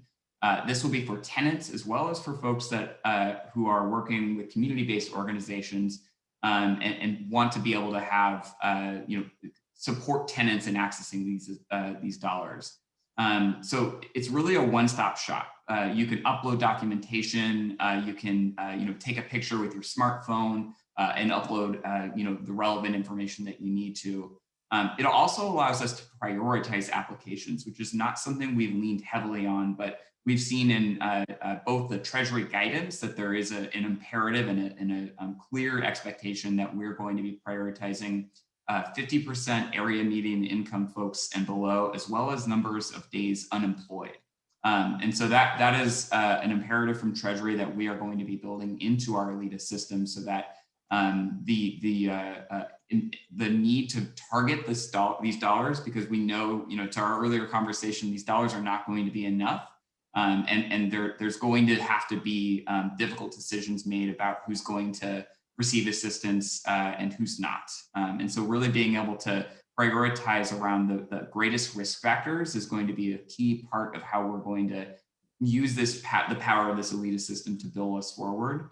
The nice thing is that Alita is well experienced with this. They're working with at least 18 other states and jurisdictions who are administering these very same funds. And so they have a lot of experience with this. They have a lot of capacity to help assist us and make sure that there's a well-designed and well-integrated structure. All of the federal reporting requirements are built in. So when we need to report back to Treasury, it's going to be a lot easier using the Alita system because it's going to be sort of tailor-made for this process. The other thing I wanted to mention really quick is just how important it is to design the system so that when we want folks to access the dollars and access the resources, there's a clear path for them to do that. So we decided to use Alita as a public-facing portal, which will be essentially centralized and routed to the appropriate CAA provider. So if I am a tenant in Lane County and I want to access the ERA funds, I'll be able to go to a portal that is going to route my information straight to Lane County, who will then take my information and support my process through the route. So they'll be able to understand, if I'm receiving duplicate benefits from another jurisdiction or in another area of the state, and they're also going to be able to really help shepherd me through that process. The other thing that we're wanting to build in is that Alita is, as the vendor, is going to be providing some support for both our administration and as well as our community action agency partners. So they're looking at actually hiring about 90 people to be able to administer the customer service and sort of needed supports around those aspects of Alita, as well as training and technical assistance.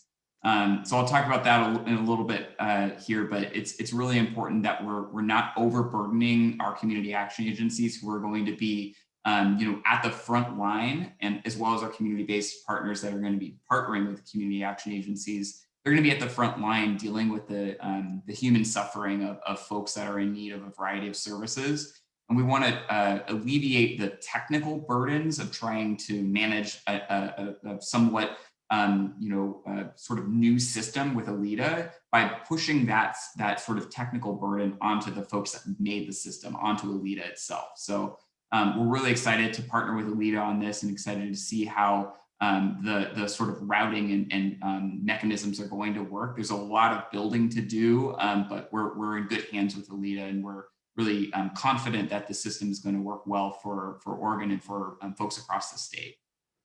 The other thing I wanted to mention too is how we're thinking about prioritization factors.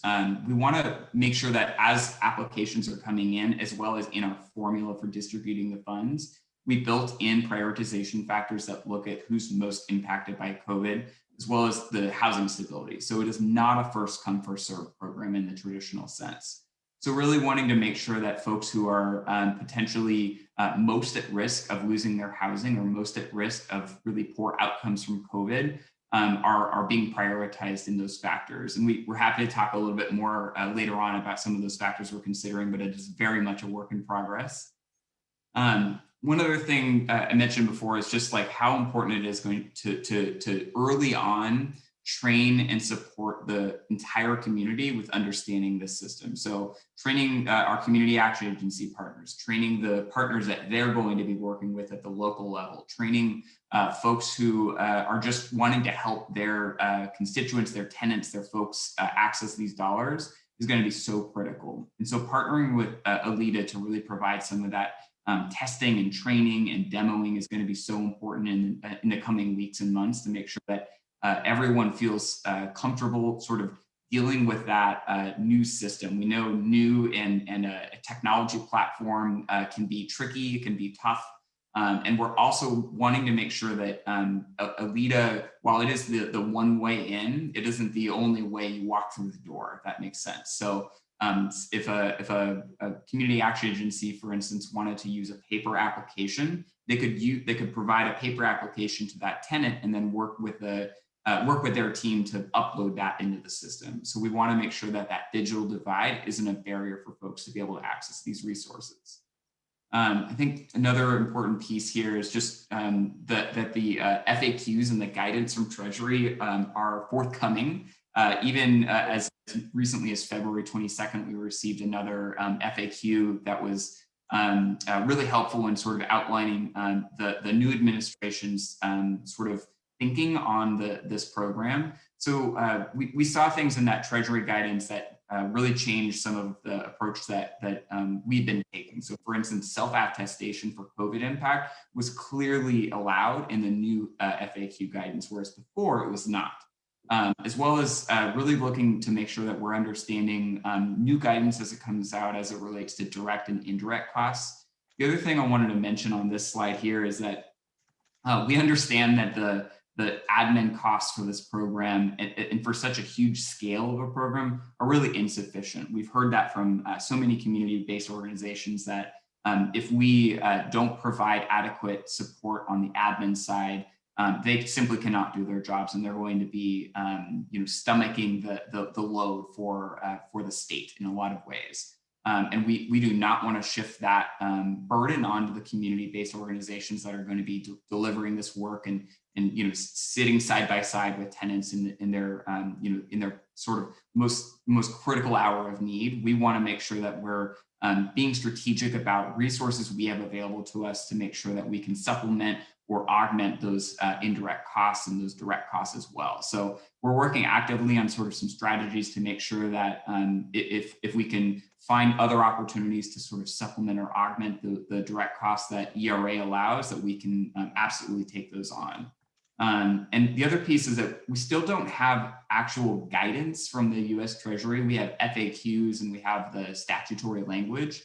But it's really important that we build, our new program with, adequate and clear guidance ourselves. I think in a lot of ways, we're going to be the ones that are going to be setting a lot of the really clear guidance at the state level so that folks that are administering this program aren't having to rely on reading the statutory language to understand whether or not something is allowable. So for instance, opening up the program, the FAQs did open up additional resources for things like internet, as Assistant Director Lean mentioned. There's some sort of squishiness in how they actually will use that policy and use those dollars for internet, as well as other utilities, making sure that if a tenant comes in and they have other debts that they're behind on, we want to make sure that they're whole. With that, I think it's just so important to mention that our 1.5% admin rate that we're taking off, we understand that any admin that OHCS is taking is we had to be very clear about where that money would be going. And our vision with using ALEDA is actually that it can alleviate some of the administrative burden in operating these programs. So being able to have a system that can do pre-applications or a system that can help prioritize applications or help move them through with the process or do reporting. All those things take staff time, take actual people doing that work. So our vision for investing in a system like Alida is in using some of that 1.5% to do that is really to make sure that the burden on community is lessened.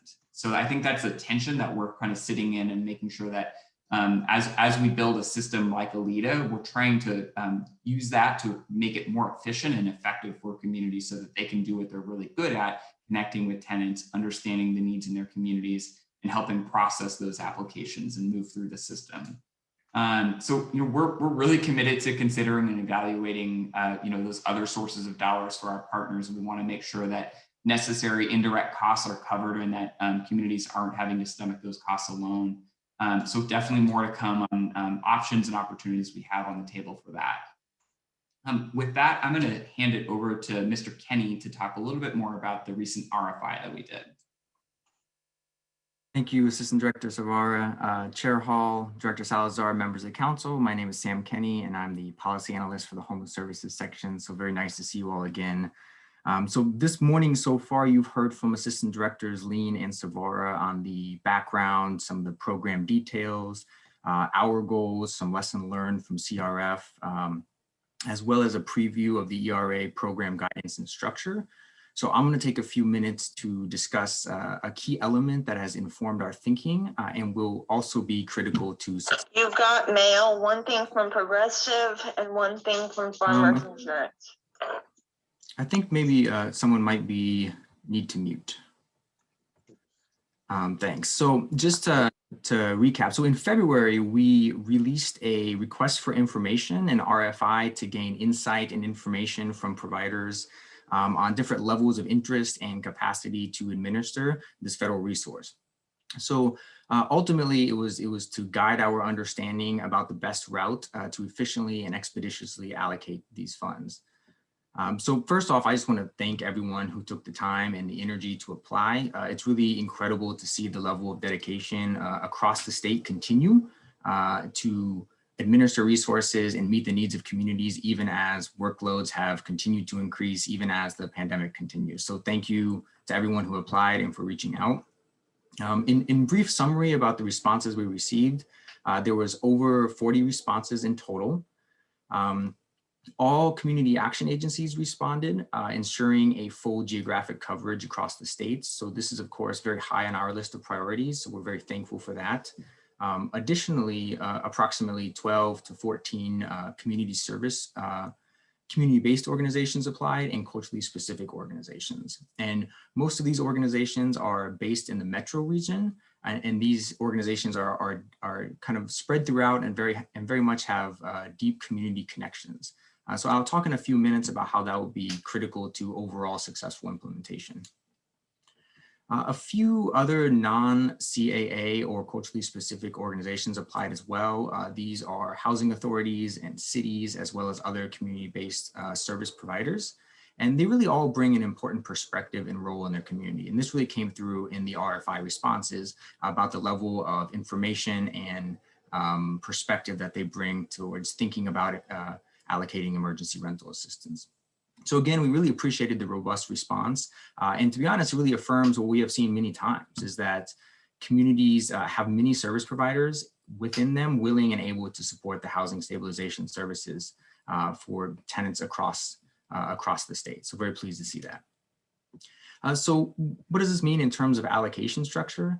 So as Assistant Director Savara mentioned and spoke to very well, to ensure statewide coverage, program uniformity and expediency, as well as coordination with other existing rental programs, OHCS will directly award the Emergency Rental Assistance Program funds to the Community Action Agency network. So in addition, we are also going to be relying on that statewide portal that Assistant Director Savara spoke to. And within that is where we really see the critical need for every RFI respondent, as well as many more community organizations that already partner with their local CAAs to come on board and continue to be participants. So they will be needed to connect with their local community members and tenants, to provide outreach, to provide engagements, to support the completion of rental assistance applications and help households access services. it really will be a community effort to make sure, and in particular, as the Treasury guidance states, those folks that are at about 50% AMI or lower really have the opportunity to access these resources. So it really is critical that there's robust and active outreach to connect folks who may not have internet access, a digital device, or even like a level of comfort with digital applications so that they connect with agencies to provide that sort of double entry. So as Assistant Director Savara spoke to, the Alita portal has multiple ways of entry, even though it is a single application for the entire state. So first off, clients can apply directly and unassisted via the portal. So this really allows those who are comfortable to take ownership and really put forth their information and application by themselves. But additionally, clients can also connect with the community action agencies and receive the support on the application at the level that they need. And then also, clients can connect with other culturally specific organizations, community-based organizations, and basically the other RFI applicants to support their application process.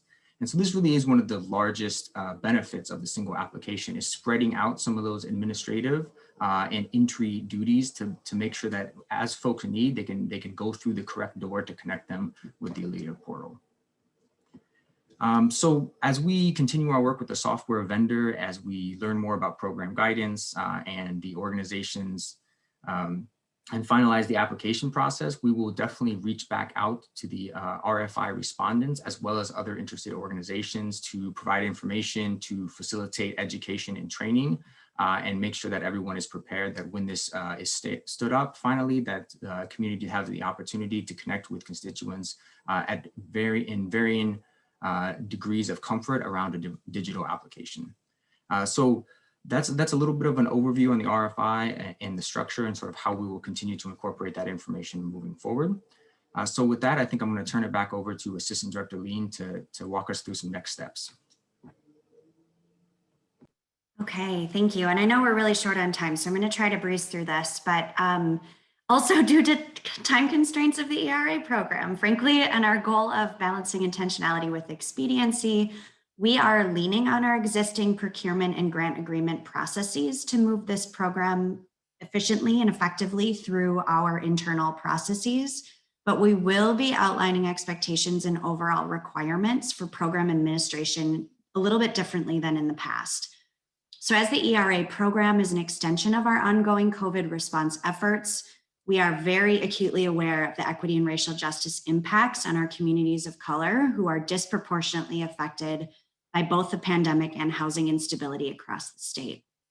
We're also very attentive to rural community needs and the differences there, considering what constraints for partnership and collaboration may exist, and exploring the possibility for partnerships and connections for rural and frontier households and the organizations that are hard at work serving them.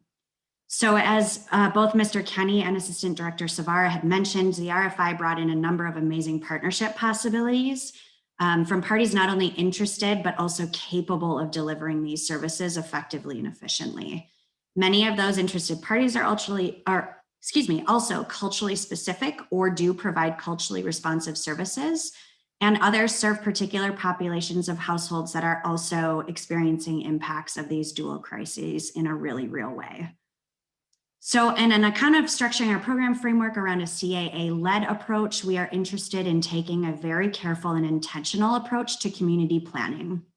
So as such, we are requiring the CAAs to work with their subrecipients to clearly outline those details and the nuance of those partnerships and the structures they will be implementing to ensure successful program delivery and household and outreach and assistance.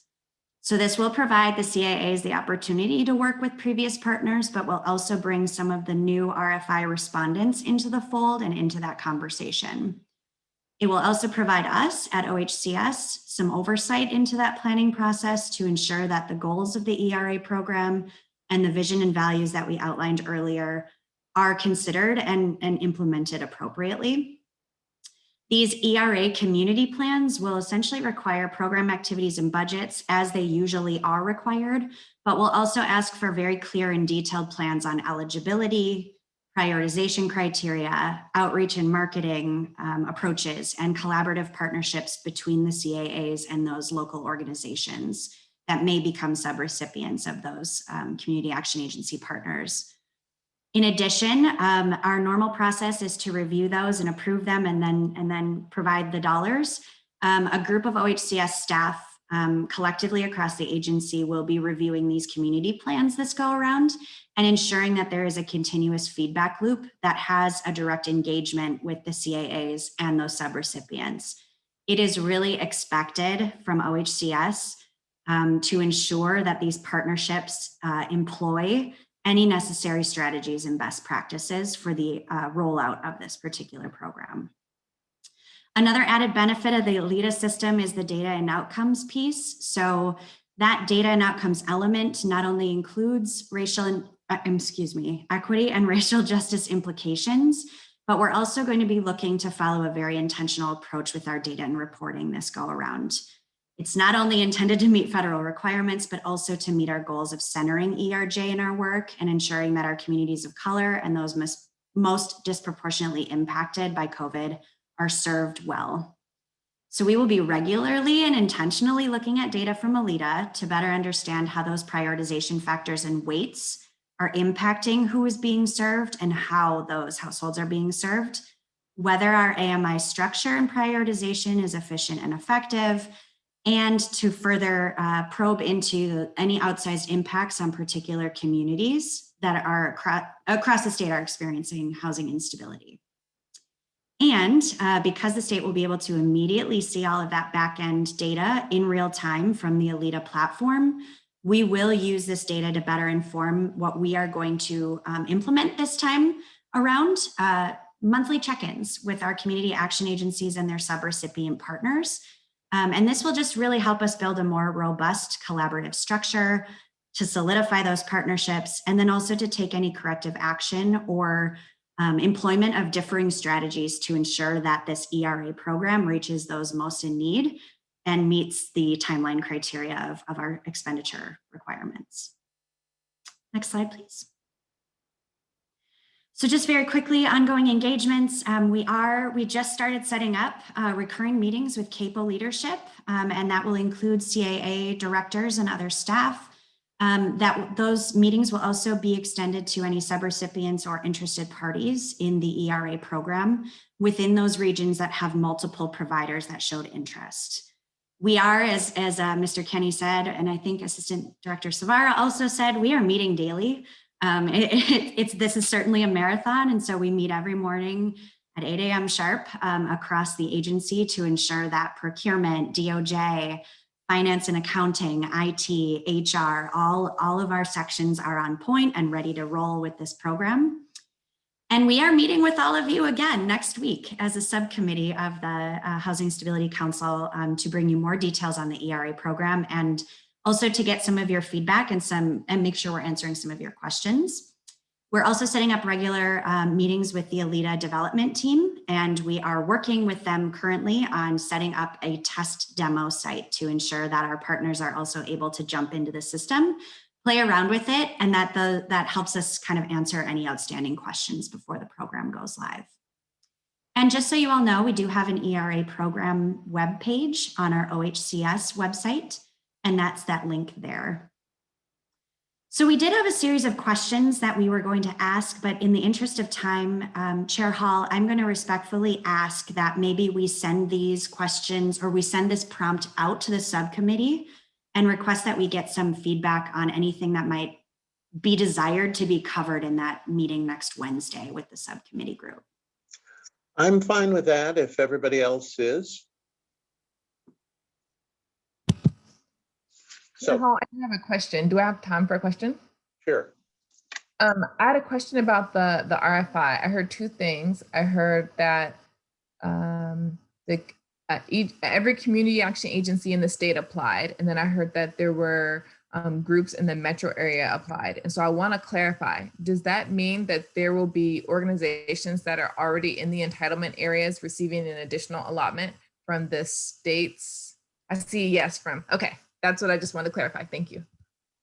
Okay, and I believe Councilmember Lee had her hand up.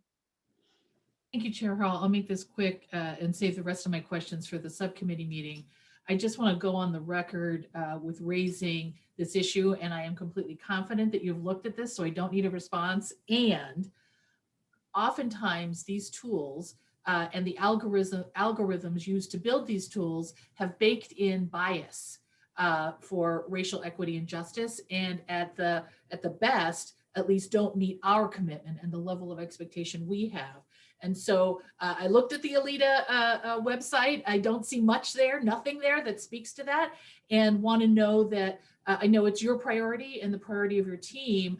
I'm not sure as we get into these working agreements and arrangements with application developers that we really get what we need out of this. So I just want to raise this and say that it's my expectation. I know it's your commitment, and we're going to have to be intentional about it because I don't see any evidence of particular attention being paid to that.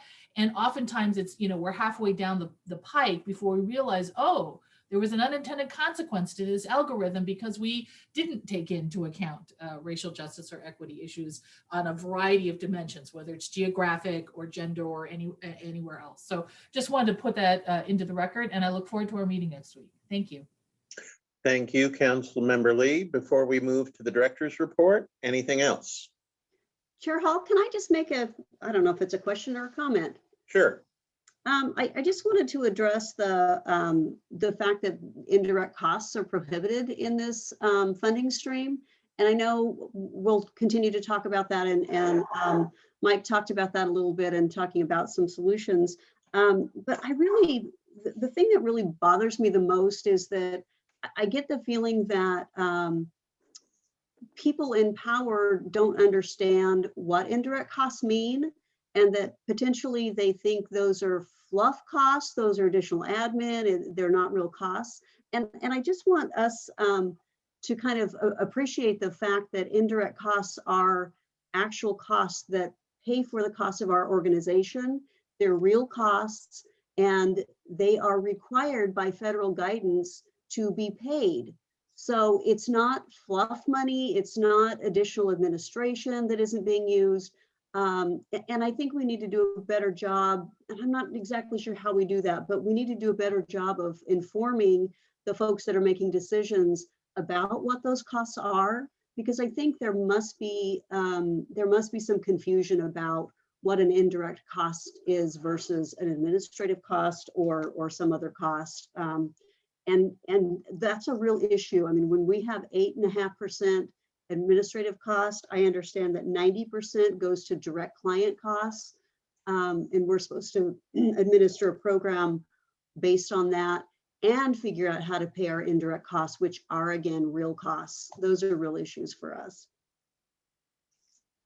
I just wanted to jump in, Councilmember Higginbotham, and appreciate those comments. As somebody who was in the room for some of the federal conversations in the last few months, you are absolutely spot on.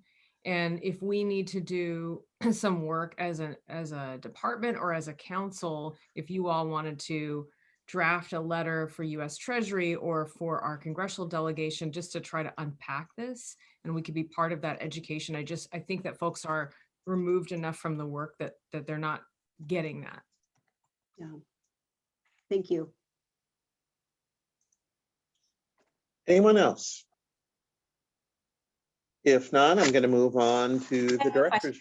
Oh, excuse me. Yes, Mary. Okay, this may be premature, but I hear a lot of conversation at the local level between agencies that might be providing this resource. The question is there going to be something within your system that matches tenants who apply for rental assistance and landlords who apply for, the assistance that's going to be available to them, to sort of see if there's crossover between the two?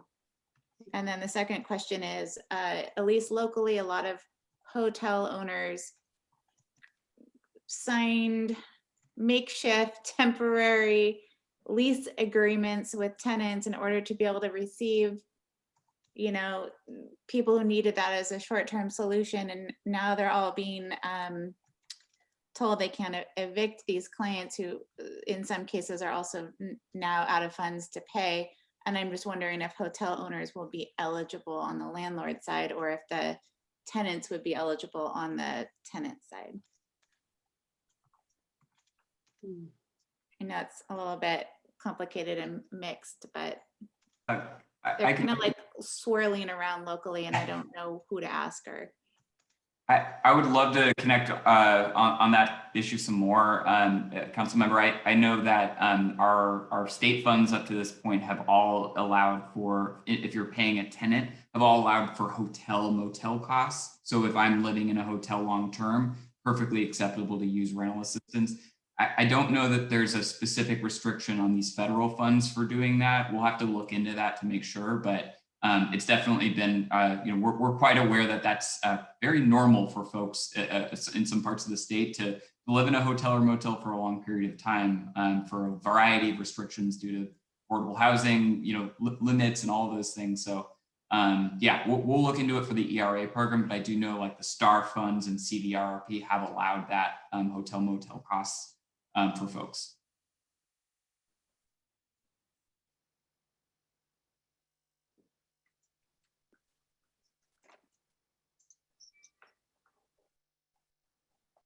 Anything else from the council? If not, they'll say thanks for this presentation, and now let's go to the director's report. Great. Thank you so much, everyone. Of course, we thought we had a short meeting, but there's always so much to talk about. So thank you for hanging in there. We have a couple of things we wanted to make sure to touch on today. So the first thing that we'll do is we have a presentation from Chelsea Bunch, our Equity, Diversity, and Inclusion Manager. And then we'll also give you an update from Public Affairs, first focusing on updates from the legislature, and then talking a little bit about federal policy updates. And then I'm thrilled that we'll also get a chance to get to know our new Public Affairs Director, who just started on Monday and is the most popular person in the department right now. But we'll start with Ms. Bunch, if you'd like to give an update.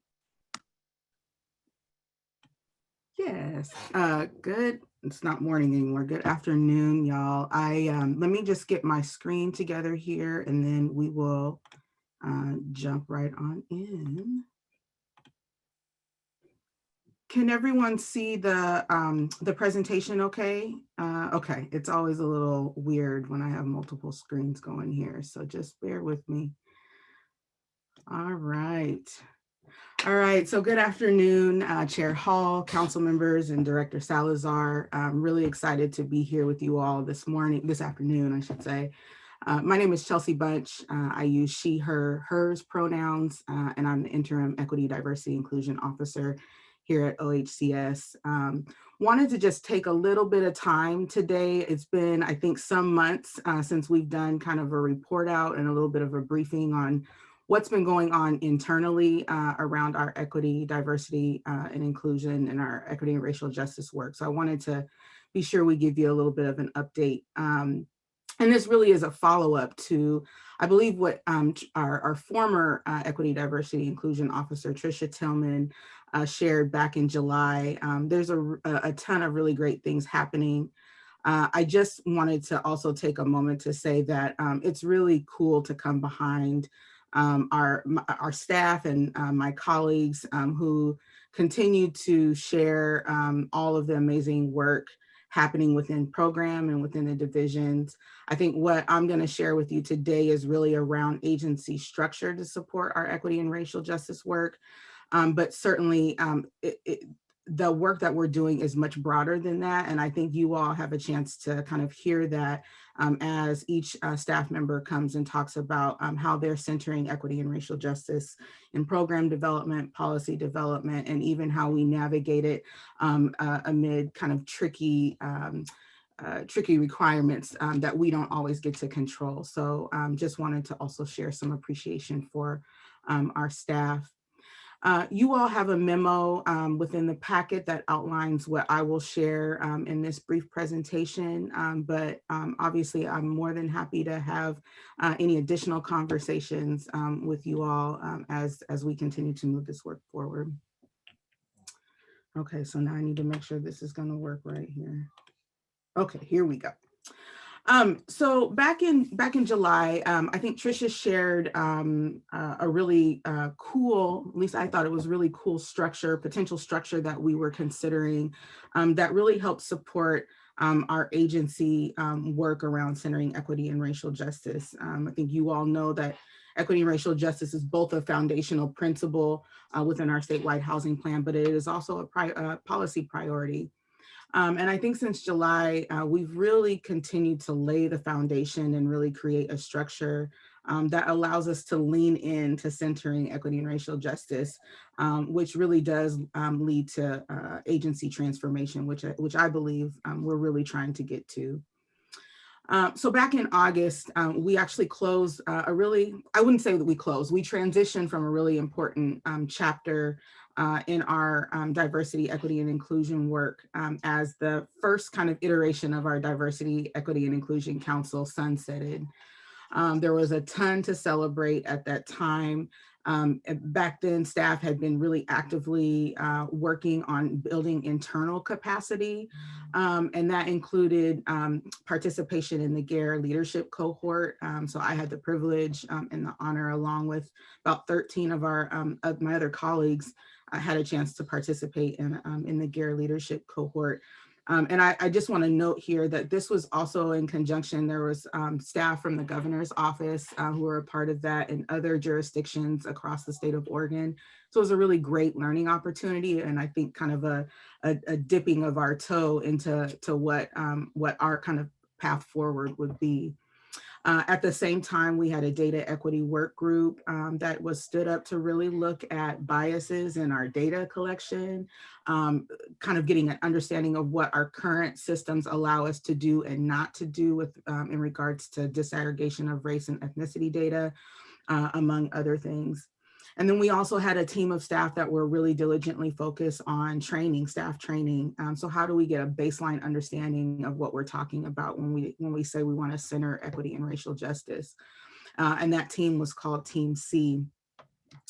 And so over the course of the many months that have moved past July, we've really, I think, worked to align the efforts that those first groups really spearheaded that shepherded in the beginning, excuse me, and really wanted to open up an opportunity for increased staff engagement beyond those groups. And so what you'll see on the screen here is our current equity committee structure, and I'll have a chance to dive into each of the committees in just a few minutes.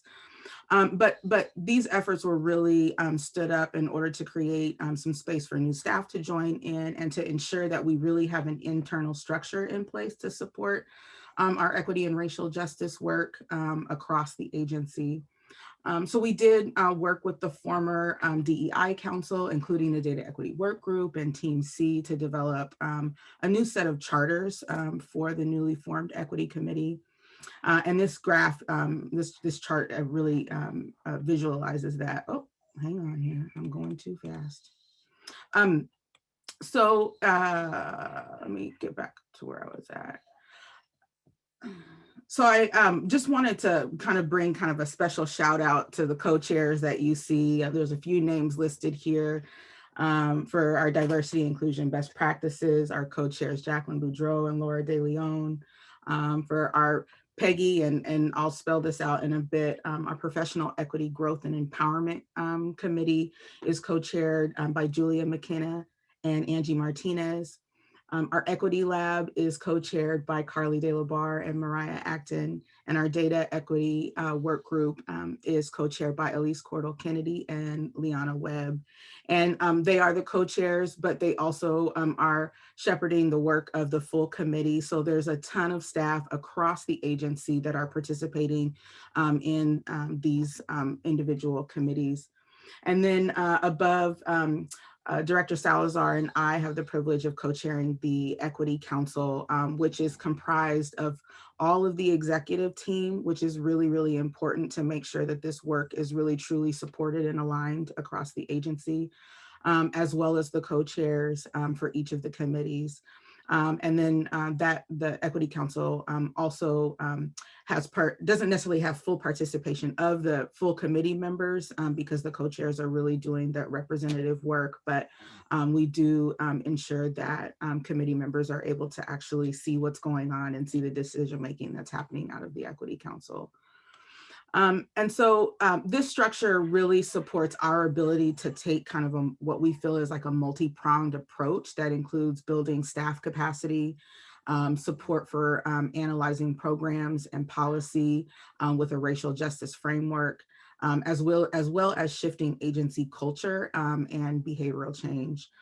We also, I think, are trying to find ways, and I think are definitely moving in the right direction to be aligned with the governor's office racial justice work, as well as the Department of Administrative Services, or DAS, who's also embarking on some really amazing efforts to be aligned across the enterprise government when it comes to equity, diversity, inclusion. And I'm really thrilled that we get to be a part of that work as well. And then, like I said earlier, I just want to just note here that this structure is but one piece of our agency's equity and racial justice work. Our staff, I think, collectively have really leaned into our equity and racial justice work. And I think we all know, including myself, we may not always get it right, but we're ever learning and we're ever moving forward. And I think, to echo Councilmember Lee's note earlier in the homeownership presentation, is that there's going to be some places where we've got to try some things out. And I think you all have the opportunity every month to kind of see the fruits of that testing and learning and pushing and pulling. So it's really exciting. Just really quickly wanted to just kind of talk about what phase are we in all of this. And I am a firm believer that in order to go fast, you kind of got to go slow and be intentional. And there's so much coming at us right now as an organization that any kind of space that we can allow to just be thoughtful and intentional about how we do this work is going to be really, really important. So right now, I would say that we are in the forming and norming stage. Not a ton of storming, and that may come later, but certainly in the forming and norming stage. We're really allowing each of these committees to focus on key foundational work, which includes things like reviewing charters and making sure that those are finalized. Understand how and when we use the budget. There's actual budget dollars, money to be spent attached to each of these committees. And so understanding how we might use those dollars and what's the internal process that we have to do to get access to those. And really spending some time looking at what are the first pieces of work that we want to tackle as each committee forms and gets together. And then also, it's really important that we just get to know each other in new ways. So we do spend time in each of our meetings focusing on things like human introductions, really honoring that we are more than the work that we do, and that we are each bringing something very specific in our identity to the work when we show up in the committee space. So creating the space for this is super, super important. Setting up completely new structures and new committees sometimes feels more nebulous than we maybe expected.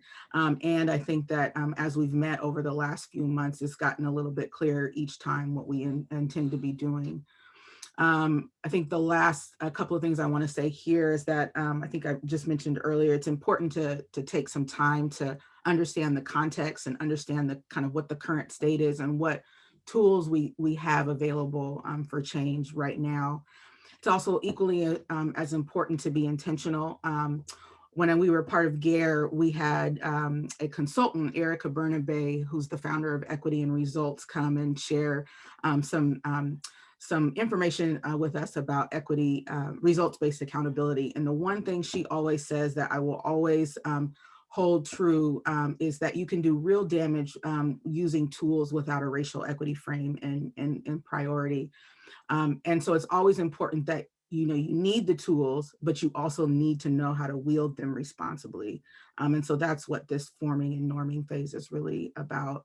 And I think in general, I think it's always important for us to be asking ourselves collectively, are the people that we're serving really truly better off because of what we're doing? And if we can't say that they are, then it's time for us to course correct and use some different tools and some different ways of thinking. I just want to spend a few minutes talking through what each committee is set up to do and a little bit of initial thinking on what their initial focus will be. So our first committee is our Diversity and Inclusion Best Practices, or D&I Best Practices. And really the purpose of this group is to create and support an organizational culture that does promote diversity and fosters inclusion by planning and recommending and implementing policy and practice changes that improve the diversity and inclusion of OHCS employees at every level. And as the group has met over the last few months, and we've kind of thought about, well, who's on first for what? Where are these committees maybe aligned, or maybe there's a potential that maybe two committees could be doing some similar work. As we've honed in on what the actual work will be, D&I Best Practices really feels like their initial focus needs to be around the promotion of inclusive culture of belonging here at the organization. And that can look like a number of things. It could be, affinity groups. That's something that the group has talked about. So how do we get folks together to kind of talk through the impact of, institutional oppression and racism? What does that really mean for us? And what does that mean to bring it into the workplace? And it could be book clubs, ways to just stay connected and really elevate each other's humanity. But that will be some of the first bit of work that this group will be doing. The next group is the Professional Equity Growth and Empowerment Committee. And this group is really going to be laser focused on training and helping to build our staff capacity. And so they'll be working, obviously, we'll be working together to create a training plan and provide other educational opportunities for employees in topics related to diversity, equity, and inclusion in the workplace, and as it relates to services that we provide out in community. And so really our first bit of work is really going to be around setting a kind of a clear equity and racial justice training baseline for the agency. There's lots of different opportunities for staff to engage in training, but we want to make sure that there's some kind of clear, like, these are the things that we need to make sure that when you get onboarded into the agency, and here's some ongoing training to support that development. And so we'll come back and be able to share a bit about what that training plan will look like more broadly.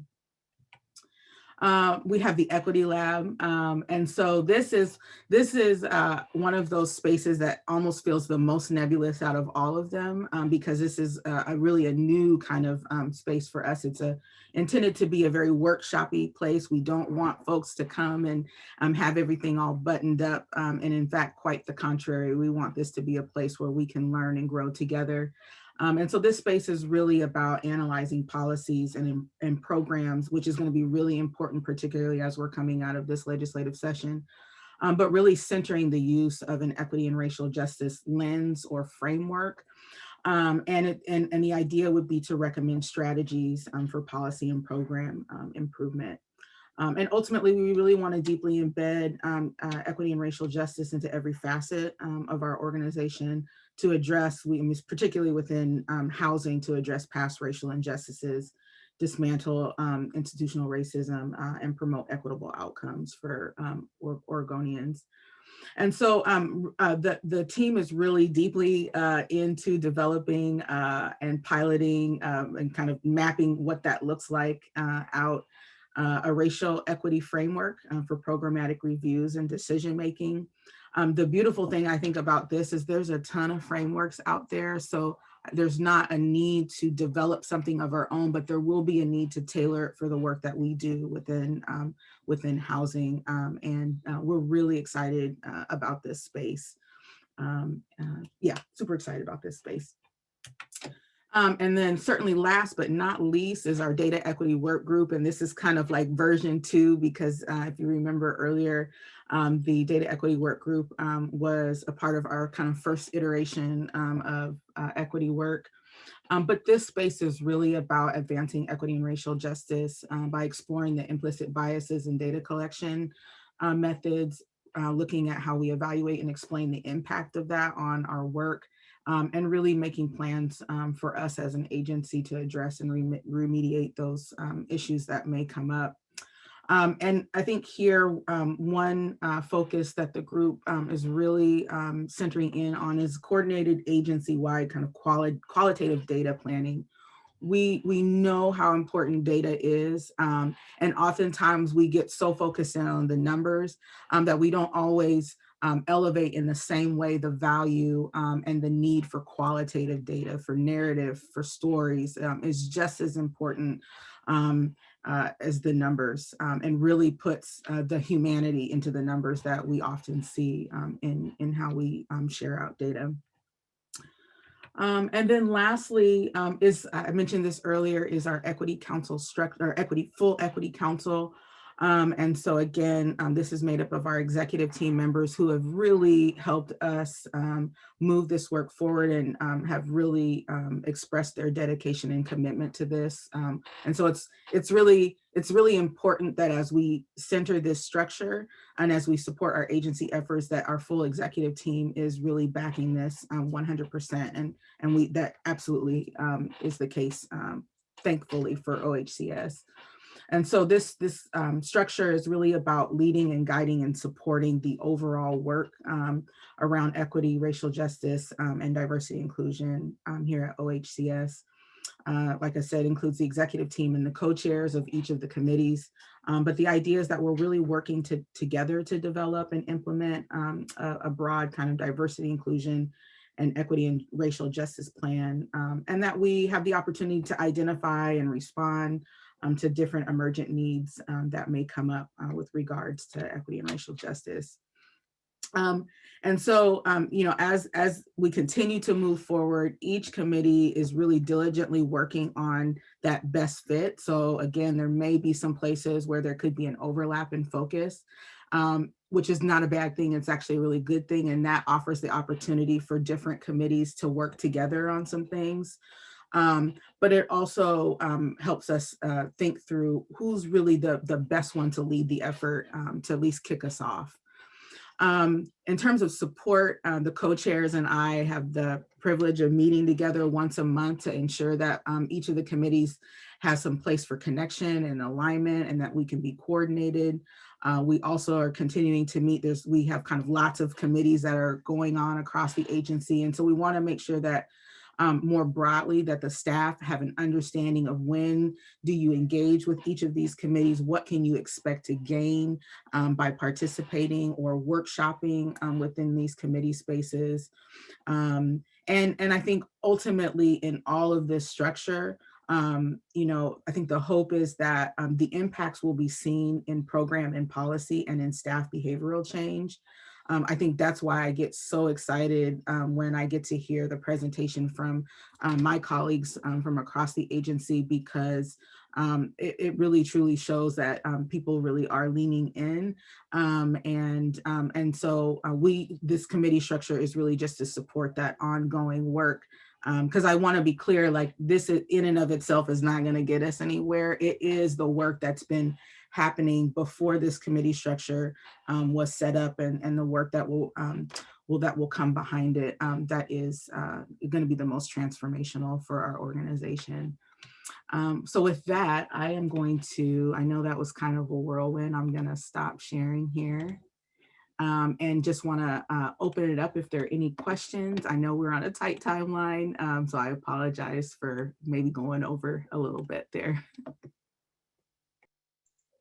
Questions from the council? This is Barb. Can I ask a quick question? Sure. So Chelsea, I know that at least I think I remember that the whole GARE process was really designed for state organizations. Are there any tools or anything that that you've developed or that you have learned about that you can push down to your partner agencies that might help us to kind of get a better handle on our equity and racial justice? Yeah, I think that's first of all, I think that's a really great question, Council Member Higginbotham. Yeah, I mean, GARE had a ton of tools and a really, I think, quite an extensive racial equity toolkit that we have done kind of, we've attempted to try some things with that toolkit. And I think that particularly as the Equity Lab continues in the forming and norming, I think one of the things that we've been talking about is how do we then share those resources with our external partners who are really doing the work on the ground. And that is absolutely a part of our plan. So please stay tuned for that. Thank you. I appreciate that. Yep. I have a comment, Chair Hall. Yes, please. Yeah, thank you. So Chelsea, it's really good to hear from you again and to hear about the great job that you're doing. So for my college, I've been developing the college's diversity action plan. And one of the things I've realized is that a lot of this work it actually comes with like structural barriers. So for example, like when a faculty member gets tenured, it's pretty much impossible to get rid of them. And so you have like these older ingrained folks that might not care or sometimes oppose this kind of work. And so it's a real challenge because what you want to do, at least what I would want to do, is kind of bring in new folks and with energy and that care about these issues. But in terms of the agency, how is that? Is it? I imagine it's more flexible in that regard, and how would you? Are you thinking about that at all, or is that something? Or is that a place you don't want to go? Oh no, we got to go there. I think I think you bring up lots of really great points. I think we know as an agency that our staff are on all sorts of places on the spectrum, right? I think for me the most important thing is that we're in a constant state of learning, and it's not always possible. And we shouldn't always just focus on bringing in new folks. I think it's equally as important to make sure that we're providing as much training and staff capacity building and support for those folks who might be in an earlier stage of their development around equity and racial justice, right? It's all really important. I think the way that I think about it is it is of utmost importance. And this is kind of why I'm so jazzed about the structure, because this really this helps us set what our agency culture is, right? So it means that if you're here, you got to get on board, right? And if you're coming to us, you got to get on board. But it doesn't mean that we push people away. It means that we set the culture for what we want to see, and we operate and we move in that way. And that includes, again, providing as much opportunity to train staff where they are, but to also say that you got to get trained. We have to be committed to doing that because this is the only way that we're going to move towards agency transformation. So I think that it's always a delicate balance of making sure the folks that have been committed and doing this work for a long time, that we're still moving the needle forward. And also it's a balance of making sure that we're bringing people along. And I think, we're thinking in a multitude of ways around how to do that, whether it be, like I mentioned, affinity groups, whether it be chats. A lot of our staff attended this really amazing symposium by NCSHA a couple of weeks ago. So it's not just about the training itself, but it's about what's the opportunity for people to actually engage with what they learned about in those trainings. That's equally as important as setting that kind of agency culture. Like, this is who we are as an agency. We set it in our plan, and you got to get on board. If it doesn't feel fully aligned, even after all of that, then folks have their, have the ability to make the decision for what's best for them. But we have to set the container that we want to operate from. So I hope that answers your question. I'd like to say just a thank you for presenting, Chelsea, and it's exciting to hear somebody be so excited about this work, and I'm sure that that serves you well in working with your colleagues in your goals. And I think it's really important to report back to both this board, but also all of our partners in a public setting, to let them know the agency is practicing what it preaches and it's moving along in its own journey, and letting all of the partners know, we have great goals and ambitions, but we're also doing this work too, and nobody's perfect at it and all of that stuff. So I think having it be presented in this public setting is very important to reinforce all of that. So thank you and good luck with the committees. Anything else right now from council members? I have a comment. Sure.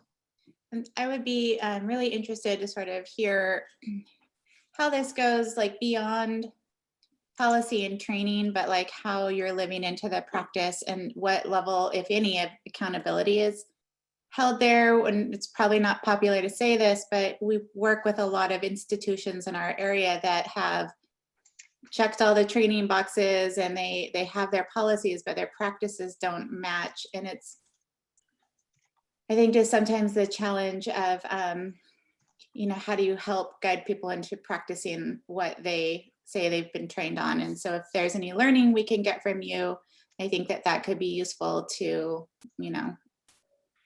outside applications as well. I totally agree. I and I know that Director Salazar and I will have some more conversation about this, but I do think that as we continue to solidify this structure and as the groups continue to stand themselves up, it'll be important for me to kind of come back on a fairly regular basis to give you more updates and share what learnings we have. I think in some ways, we are constantly pushing ourselves to go beyond the check the box. That is really tricky sometimes, particularly when time feels so limited. But I do think that there have been plenty of instances that we can pull from even now, where we've just really been thinking through, like, how do we get intentional about centering racial justice in the midst of time constraint, in the midst of money coming fast and furious to us. Even still, how are we continuing to elevate that? And I definitely am feeling in more ways than one plenty of those places where we're actually really truly able to lean in on it and not just become kind of a checkbox moment. So I definitely think in future council meetings, I'd love to come back and kind of share more specifics on what has that actually looked like for our organization. So more than happy to continue this dialogue. And just, I'm just really appreciative of our staff. I just, one more thing to say is that this work has been happening since before I popped into this position. And I think we got super laser focused and super lean in as soon as COVID hit. And I think it tested us, and it's tested us and it's tried us, but at the end of the day, it's the right thing to do, right? If we want to make sure that people are able to really truly thrive. So I'm excited to continue to work alongside of our staff, and really happy to come back and come share more with you. Thank you so much. Anything else from the council, Director Salazar? Just was wanting to thank Chelsea for all of her hard work in implementing all of this and working with the team and all the folks that have stepped up to chair those committees, and staff is really, I think, taking this charge head on. So it's been a wonderful process. And I was thinking I could move now to conversations from public affairs. There is a lot going on. So the first thing I'd love to do is introduce our new Director of Public Affairs, Amy Neal, who started on Monday. And Amy, if you wanted to introduce yourself and talk a little bit about your background and vision, that would be great. Great. Well, thank you, Director Salazar. And it's so nice to meet you, Chair Hall and Council. For the record, my name is Amy Neal. I am, as of March 1st, the Public Affairs Director for OHCS. I am very excited to be here. Just to give you a very brief background, a little explanation of my background, I've spent my career supporting multiple local agencies and specifically counties with public affairs, public engagement and outreach to both rural and urban communities. And that's also in my volunteer time and in my professional time. I'm really excited to be here. And I have to say, just like you've heard from my colleagues today, I'm so impressed with the organization so far and just the professionalism and passion of my teammates and the work that they're doing, given the amount of programs and services that they are trying to deliver. I look forward to supporting all of them and all of you with that going forward. I'm looking forward to helping the public affairs team, maybe create some more structure and process to the work we do so we can be even more effective.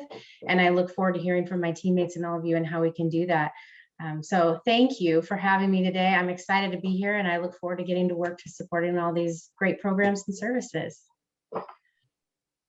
Thank you so much, Amy. And what a week to dive in, as you'll hear in just a moment, as Nicole Sting gives a report on the legislative front. But before I pass the mic over to her, I just want to publicly thank Nicole for her service as Interim Director of Public Affairs.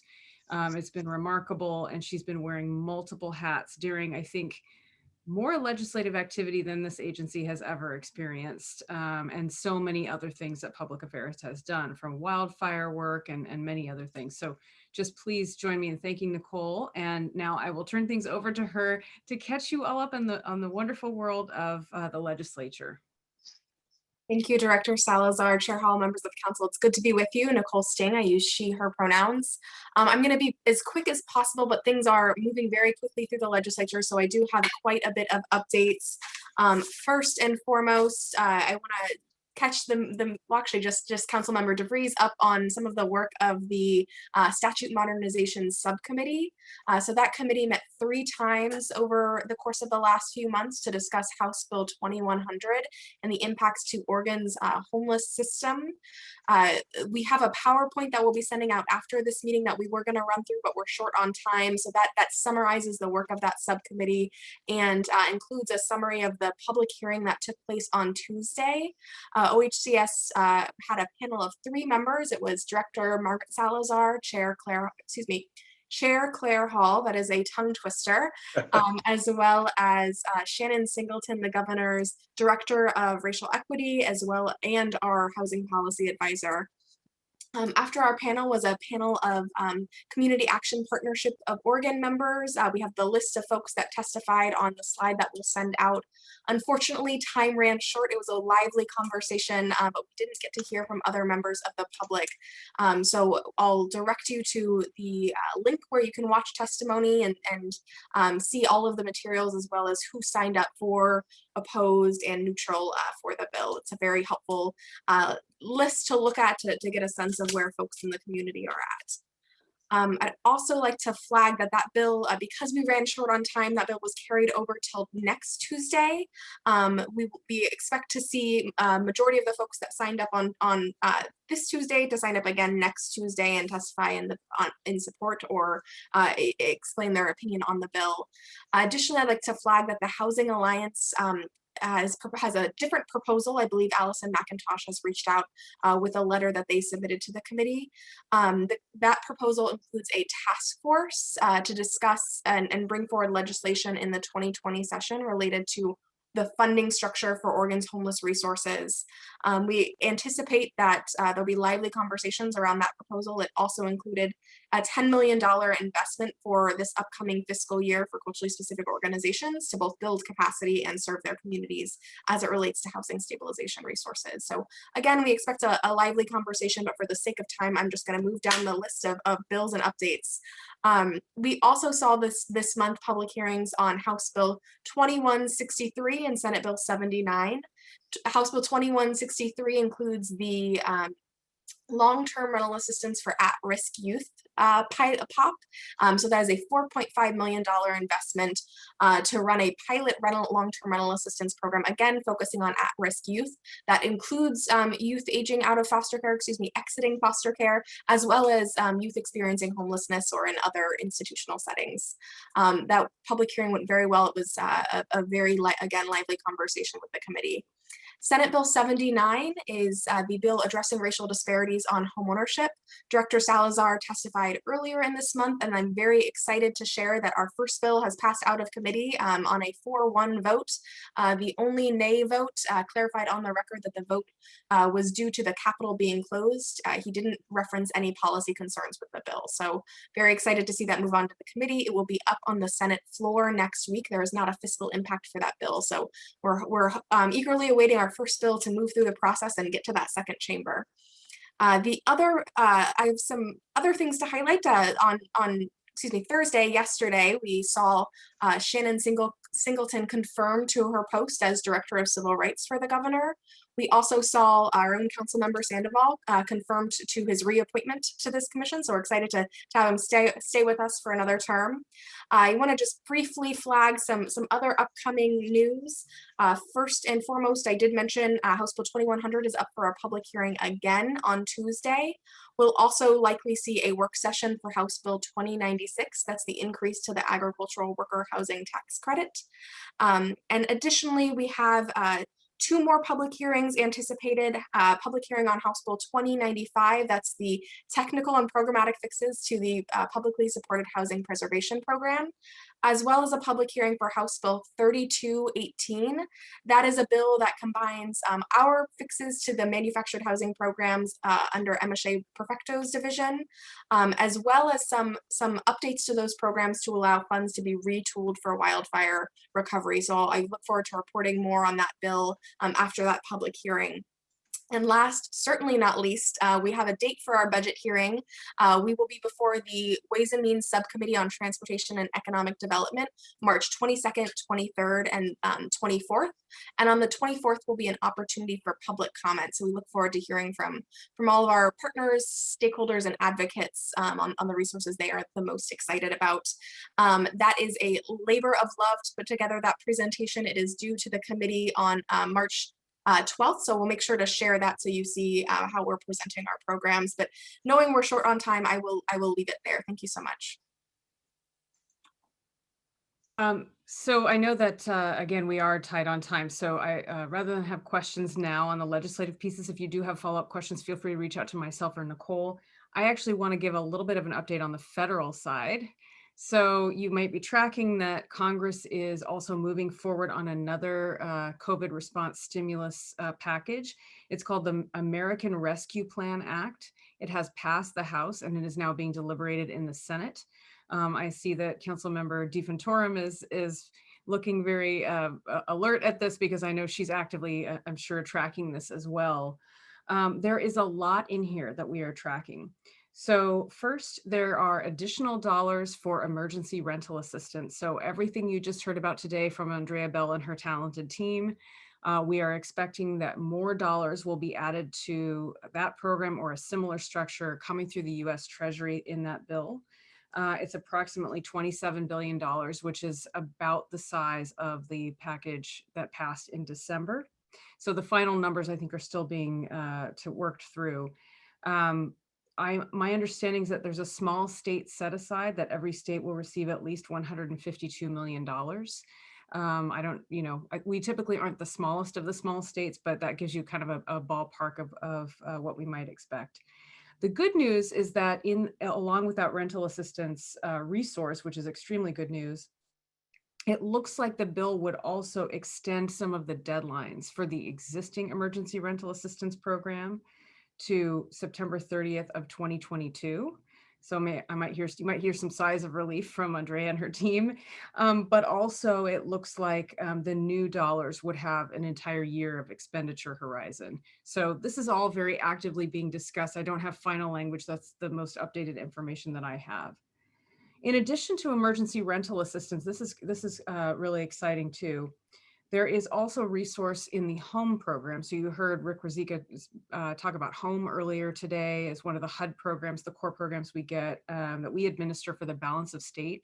And most of those dollars right now that we administer go toward housing development and preservation. They can also be used for tenant-based rental assistance, and a small portion of that is used for tenant assistance.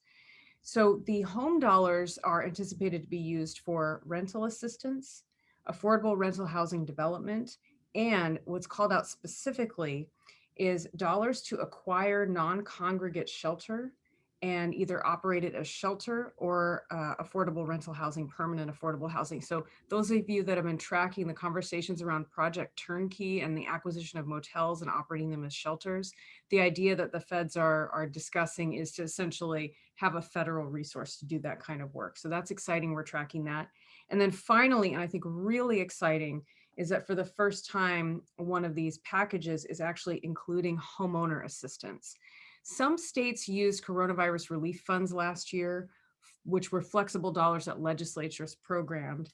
Some states used them to set up homeownership assistance programs. Here in Oregon, that focus was on rental assistance, and you heard about that earlier today. But this federal package specifically lines out about $10 billion nationally for homeowner assistance. So mortgage payment assistance can be used to help individuals pay their mortgages, pay their utilities, principal reduction, other strategies to help homeowners, low-income homeowners stay in their homes. Every state would receive at least $50 million. And the one thing I heard, we heard on a call yesterday, was that the federal drafters made a drafting error and they forgot to write in administrative expenses. So Barb, I thought you would appreciate that one. Forget about indirect costs, just any admin costs.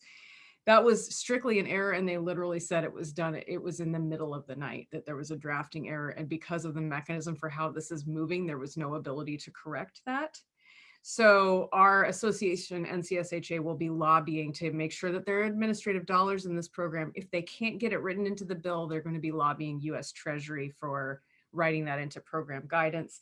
And one of the things that we are asking is, we have the existing hardest hit fund program, OHSI, that we reopened. Emma Shea-Perfecto's team reopened that as a COVID response. It has about $20 million in it.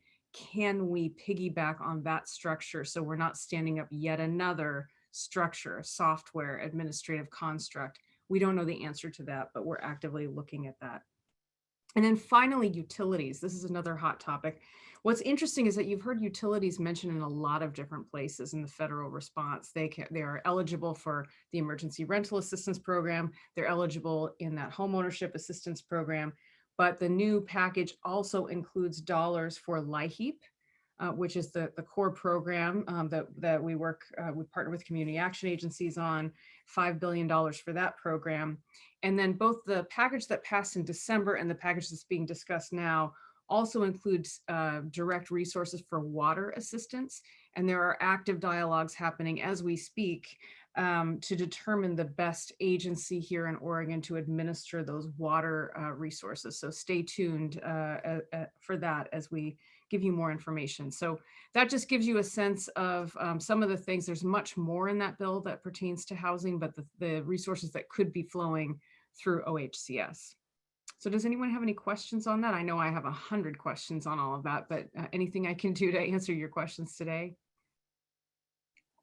I will be sure to send you all updates as we learn more about the package and as it is finalized.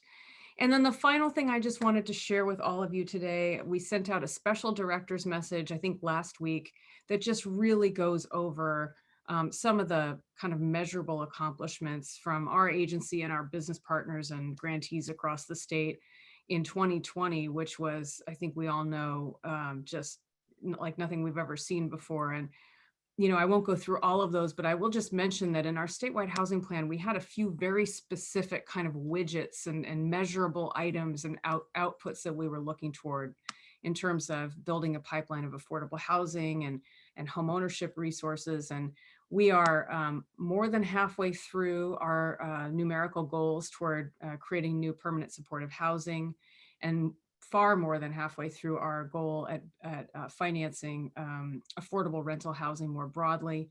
And there's a lot of other work, of course, that we could never have laid out in the statewide housing plan around, helping 13,000 struggling households in paying their rent, working with the community action agencies on that effort, and so many other initiatives that we've taken on. So I just encourage you to take a look at that director's message. I think that the results are truly remarkable, and they speak to the grit and determination of our partners around the state and the incredible hard work and public service of our staff. So On that note, I will hand it back over to Chair Hall, and I'm also happy to take any questions from the council at this time.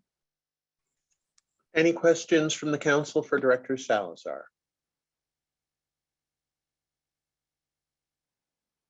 Hearing none, I will offer up my chair's report, and I think we've covered a lot of ground today, and we are a bit over time. So just in the interests of time, as I reflect on the ongoing discussion about House Bill 2100, I don't think you could encapsulate the really strong feelings on both sides of this question. Well, first, I ought to say, really, I think there's more agreement than disagreement on the principles in 2100.